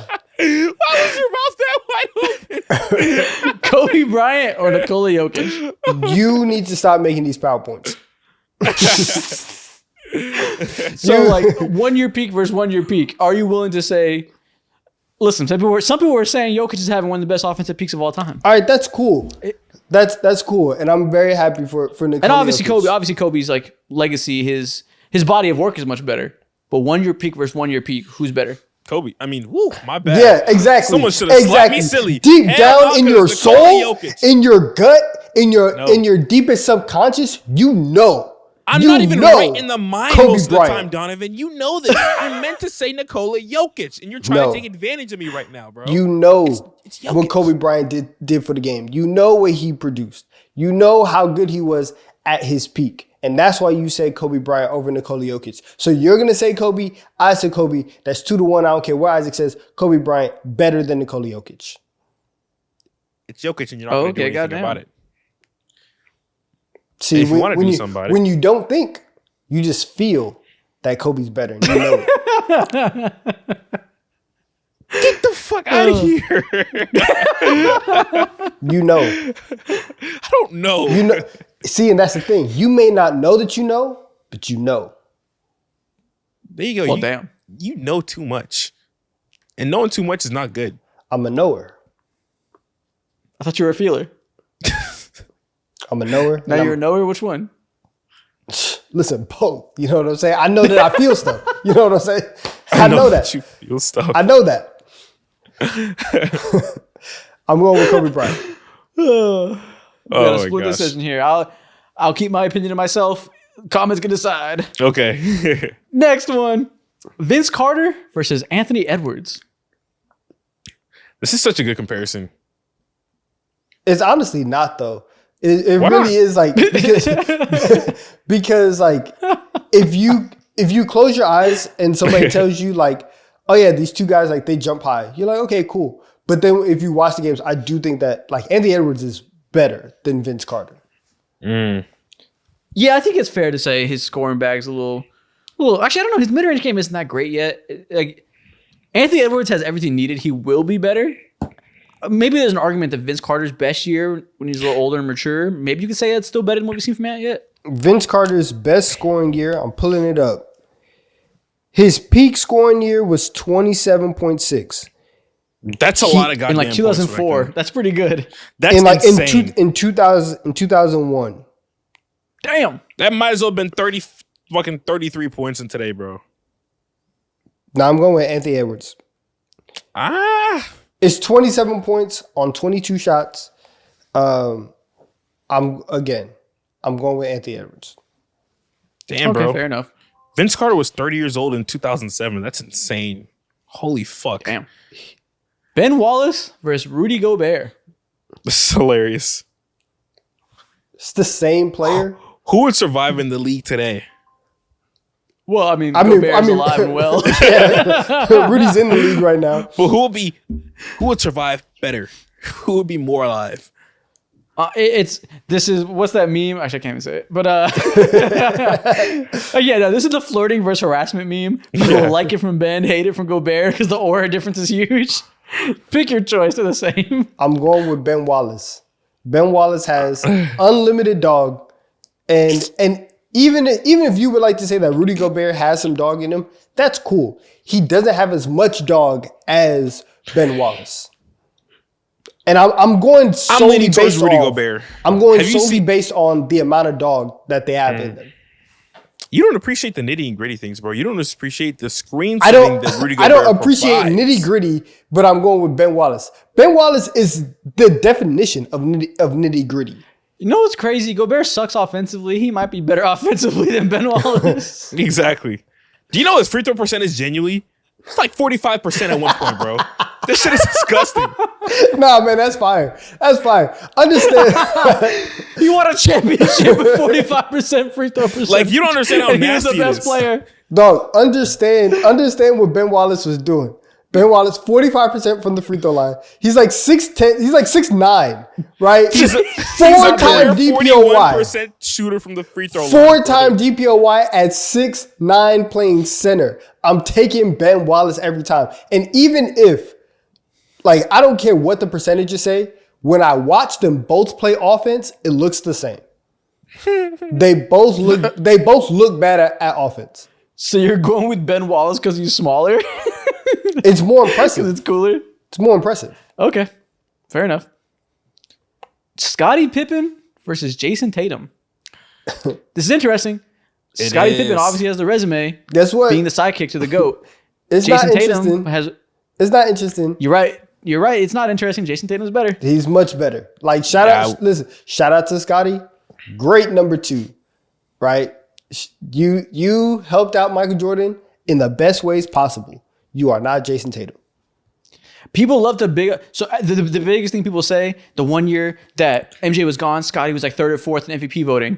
That's Jason Tatum every year. Perpetually 3rd or 4th in MVP voting for the entirety of his prime. He's the better player. I saw someone on Twitter say they think he's the 3rd best passing small forward of all time. I don't think that's ridiculous. I have to really think Behind about who? that. So Behind I immediately think about LeBron and Larry Bird. It's like Tatum or Grant Hill, I guess. I don't know. I got to really think about that. I got to dive into it. Got to throw dive into it all you want. I don't know who you're going to come up with. Obviously, like among stars, I'm sure you can go like Boris Diaw or something that's a better passer. But, among star players, it's not ridiculous. Congrats. I got to think about it. But that's still not outstanding. I don't know. That's extremely outstanding. What are you talking about? The 3rd best at all time or something? When it comes to... Nah. I don't know. It doesn't feel like as much of a wow, bro, like a accomplishing feat. That's because you hate him. 3rd. I don't hate him. I'm past that phase. Oh, you passed it? You're over it? Okay. I mean, I guess Scottie Pippen's in the conversation too, but Jason Tatum clears. Yeah. Again, I'm just talking about forward, so it's not like I'm saying all time, but it puts you in perspective. Incredibly versatile defender, incredibly versatile offensive player on and off ball, one of the best playmakers to ever see at the position.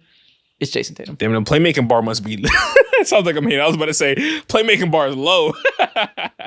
I guess. He also is really good at it. He is good. He be throwing dots. Gilbert Arenas or Trae Young? Ooh. Completely different players. Like the opposite offensive games of each other. Yes. Opposite offensive, bro. Opposite personalities. Very different guys. Yeah. Well, considering one is like an actual threat to the locker room, I'm going to for safety reasons, I'm leaning towards Trae Young. It's very clear. Dude, the Trae Young's a better leader. Yeah. I worry about Trae Young's defense, and when it comes to Gilbert Arenas, he like brings the defense with him at all times. So sometimes it's not needed though. So I'm leaning towards Trae. The locker room is secure. Yeah. The team is gonna be safe. I'm leaning towards Trae, I think. I just wish Trae Young would like remember how to score inside the 3-point line. That's fine. It's 1 year. We'll talk about it next year. It's been a couple years. It's been a couple years going. I don't care. The year's over. We'll talk about it next year. We're on a kill streak. Get him some help first and foremost, and then we're about to get a UAV next year. It's not looking great. Richard Jefferson or Aaron Wiggins? What the hell type of comparison is that? Y'all forget what Richard Jefferson was like. Richard Jefferson with hair, and even as his hair started to go away, Richard Jefferson, he could hoop. He could do some things. I mean, yeah, I'm comparing him against an all-time great, one of the best the league has to offer. So it's not like I'm fucking disrespecting him. You need to relax. Shout out to Aaron Wiggins, man. Shout out to Aaron Wiggins. I wonder if Richard Jefferson thinks that he could beat Aaron Wiggins right now in a game of one-on-one. Fuck no, sure he wouldn't. What type of question is that? Why would he? I mean, he seems like he seems self-aware, but he also is a professional athlete, and they have crazy confidence and ego. I'm sure that if he's like, I'm sure if you told him you have 2 months to train for a one-on-one against Aaron Wiggins, he'd be like, 2 months to train for a one-on-one, right? Like he's a boxer. He's been out the league for a minute. He needs to get into basketball shape. So I think that if you told him that, he could be like, yeah, I'm about to 7-0 this dude. Like he might do that. Grown man strength. There's all right, man. Next thing we're going to do. Also, it's weird that he has tattoos. just has one, doesn't he? It's weird that he has a tattoo. I don't like. It just looks like he shouldn't have a tattoo. Yeah. All right, next thing we're gonna do, I'm gonna name a young NBA player. I want you to say from 1 to 10 how much you believe they're gonna become an all-star. Okay. Mo. So like right there, Mo, this is your bag. how likely it is. This is projection. This is. I need you to I step got this. I so the fuck out the way. Okay. First up, Amen Thompson. 1 to 10, how likely is it? Once the keys get turned over to him, I'm gonna say 9. At first, I was I'm so going 8 or sold 9. on it. I'm very confident he'll be an all-star. But seeing the specific skills that he's clearly one of the best at in the NBA in terms of transition, athletic, and like defense, and there's other skills a part of his game too that haven't even been fully unlocked in terms of his passing and shit. Yeah, it's gonna be a 9. He's gonna fall. I got my eye on those corner threes. They're going in a little bit. I'm noticing. I'm noticing the skills and the development. A little bit. But he don't even need it, bro. He's that good. He don't even need it. Guys, I'm going To be 10. an all-star. I'm going 10. There's no world moving forward, at least the one that we live in, where I think that Amen Thompson will not be an all-star. At least one time. Okay, take it one step further. Across the multiverse, every time Amen Thompson is an all-star. Wow, 10 makes it seem like he's a surefire all-star for like year by year by year. I don't know if he's that. No, it's just how lucky it is he becomes one. Like just one time, one time minimum. Okay, Yeah. yeah. You can say 10. You got it. Austin Reeves. He's made real life development in his game, and also he's a Laker. I'll I go think 5 out of 10. It really depends. If he leaves the Lakers, he can definitely make one. You put him on a mediocre team that needs buckets. Put him on the Bulls, he can make an all-star team. No, I think if the Lakers like are one of the best team in the Western Conference or second best team in the Western Conference with the full year of Austin Reeves balling out alongside Luka, they need 2 all-stars. I think they're gonna make Austin Reeves an all-star. Okay, maybe like post LeBron, if LeBron's retired and Austin Reeves is like the co-star to Luka, like in 3 or 4 years, maybe that could be the case. Yeah, 10. What's that gonna be? That's gonna be like year 8, year 9 Austin Reeves? Yeah, he'll be like 29, 30. He'll be in his prime, averaging 25. It's possible. Yeah, it's possible. All right. I go 5. It's very situational on if he's gonna make it. So actually, I go 6 because I respect his talent, but it is still very situational. Yeah. Ultimately, that white boy is dangerous.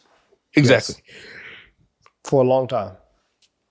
Jonathan Kuminga. 1. 1. Damn. I was gonna say 1 right even before you finish saying his name. 1. 0 chances happening, especially on the Golden State Warriors. If it happens, bro, he has to be so much better at like so many different skills, and he has to be in a different city completely, bro. Damn. You said it all. That's true. That's 0. true. I agree. I think he'll be a good player, but yeah, all-star is a little not on my radar. Yeah, exactly. I thought maybe you guys would be a little more optimistic, but never mind. Mm-hmm. Stephon Castle. This is an interesting one because I'm 100% sure he'll be a good player. I don't know how high that ceiling is yet, though. I'm going like it really 4. depends if the shot comes around. I think I'm going about 4. Like I think that he can. Okay. Because it depends on 2 things. Like obviously his development, but the Spurs are also going to have to start getting to the top of the conference, and that depends more on Wemby than him. And then we'll get into a situation where it's like, oh, the Spurs are the number 1 seed. They got to have 2 all-stars, And Stephon Castle's kind of in that. I don't know, because De'Aaron Fox is there right now. So it's like, and no one's thinking about that's true. Stephon Castle. So drop it down. 3. I think it might be like a 5 because De'Aaron Fox is a little bit older. And Stephon Castle, I could view him being as one of those players similar to like Drew Holiday where he just slips into an all-star game randomly. Guys, they're going to trade him for Kevin Durant this summer. He's going to go to Phoenix. He's going to put up numbers next to Devin Booker. It's going to be an all-star. Trading him for KD, that's too much motion over there in San Antonio. It's too much motion. Can't happen. It can't happen. Dude, Wemby and KD would be insane. Adam Silver has already damned this league enough by allowing us to rig the Luka shit, bro. We can't let that KD shit happen. I would love to see it. Trey Murphy III. Damn. A lot of opportunity now. He's going to be the guy next to Zion, probably. Yeah, this is like 7 or 8, right? Yeah. Like it wouldn't be shocking if a leap came next year to where he was an all-star. Next year, they got to be good though to get. Like if he's going to have to be an all-star, that means Zion's really good too. If they're going to get 2 all-stars, they better be a top 3 seed. There's gonna have to be a lot that happens though in the Western Conference. Like, can he be better than J-Dub next year? It's a tough conversation. I don't know. OKC is like That's not ridiculous. a lock to be like number 1, 2 in the Western Conference. They have to be really damn good. And if he's really damn good, then yeah, he's going to be an all-star. So I'll rest my case on 7. Yeah, the stuff he's done this year in the low stakes, high usage role with the Pelicans being so god awful, he's certainly looked like an all-star. So if that can translate to a winning team, I'll go 8. I agree. Okay. But we'll see. The Pelicans got to get the shit together if he's going to be sniffing those type of conversations. Yeah. They have a lot of shit to get together. Brandon Miller, how confident are you feeling now as a Hornet? Slower. 4. Lower. I'm going about 4. I don't think he's not going to get any boost from the team being at the top of the conference anytime soon. So we could take that down. And I don't know. I'm still unsure. There's still some things in his game and some maturity that I want to see. I'm going for. Yeah, I have a hard time projecting anything good to happen to the Charlotte Hornets at this point. It feels like they're just damned for all eternity. Like they did something wrong in an afterlife, and they're like generations later, their family's being cursed. 3. Yeah, I might lean towards 4 too, like you, Donovan. Nothing good happens to Charlotte. You are in Charlotte, so there's no fucking media boost whatsoever. And then when it comes to his game specifically, he didn't have a perfect sophomore year. Or too much of an encouraging one, so I'm gonna lean towards 4. But the potential's still there. Yeah, he could definitely change this equation pretty soon. Jared McCain, how encouraged are you by those 20 games where he was going crazy? 1, I'm going like a 5 with him because I do think I was very encouraged. However, a lot of it was because of opportunity, and I just have no idea what the Sixers are going to look like. I don't know if Joel Embiid is going to try and play again next year. I don't know if Paul George is going to be a little bit more available next year than he was here. So I'm not too sure. So we'll go about 5, but even that shows how confident I am that he is like a good player. Yeah, I'm 100. If this was rate how much you believe they're going to be good, 10. I just think there's a world where he's like just below all-star level for sure. But I can see him getting there. So yeah, I'll go 6. And if he does get there, like he is literally one of the best shooters in the NBA. He is a top 5 shooter in the NBA, like launching it at like 8, 9, maybe 10 a game. And he's like, that's what it has to be. Exactly. And building your team, and that means like he's also like a foundational piece too. Him being a foundational piece at that size is hard to do when you're not like the most like skillful ball handler in the world. He's not a weakness at all, absolutely, but it's not outstanding. So when I look at him, I'm just like, okay, you have to be similar to Tyrese Maxey. Like you have to be a flamethrower, bro. Okay. Oh, Franz Wagner. 10. He would have been it this year. He would have been there if he would have stayed healthy. But no, I'll go 9. Actually, no, I'll stay 10. But I'm worried that it won't be next year. He has to get a lot better playing next to Paolo. It's insane how much better he is when Paolo's not there. And spoiler alert, Paolo's going to be there. We want him there. He's better. He has to make a lot of improvements as a shooter if he's going to be able to be a star with him. Exactly. We've already seen the levels that he can reach. All we need is the games played, and that's it. But I'm gonna go. But with that being said, if a superstar becomes available and they happen to trade Franz Wagner for said superstar to pair with Paolo, and Franz goes to another team, I think he's a guaranteed all-star. How would Franz Wagner look like on the Portland Trailblazers? All-star. He'd be amazing. Him with Denny and Kamara, that defense would be ridiculous. Franz at point guard, let's cook. Yeah, he's an all-star. 10. Let's cook. Ooh, that'd be filthy. Ooh, Franz at point guard would be sick. Your team would be gigantic. Yeah. Jalen Green. 3. Now, I know none of us are super high on him right now. There is always the ceiling. You know, he could get the right year. If the Rockets are good again, he could be the leading scorer for that year. Maybe Sengun's not available to make the team. I would say there's a world in which he sneaks in. 7. He could. That's definitely way too slip fucking in high. there. I wasn't trying to say all that, but I can give him a 3. 7's ridiculous. Calm down. Wow, brother, you don't understand what I saw him do to my Atlanta Hawks last night. When he's on, like, shout out March Jalen Green is ridiculous. Like he literally looks like goddamn Michael Jordan, bro. When he just moves like that, it's crazy. March comes after the All-Star game. Yeah, brother, we're about to go into year 5 of Jalen Green. You can't do this year after year after year. I'm saying 3. Good. I want to give him a little bit of credit. You are insane. 3? Yeah, I give him 3. That's what I'm giving him. No. You're I'm talking talking about me. Mo's insane. Oh. I think I envision him. I can see him slipping into literally just one. If the Houston Rockets are continuing skyrocketing, and if he like grows even more than he actually is right now, I can see where we're like, okay, damn, the Houston Rockets are good again.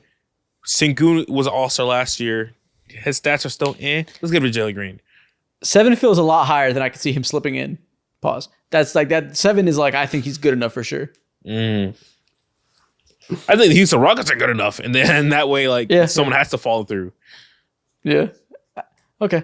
Oh, that's the last one we got, and that's the end of this episode. Dom, if people are still here, what should they comment? I don't know. I'm blanking. Come on. Think.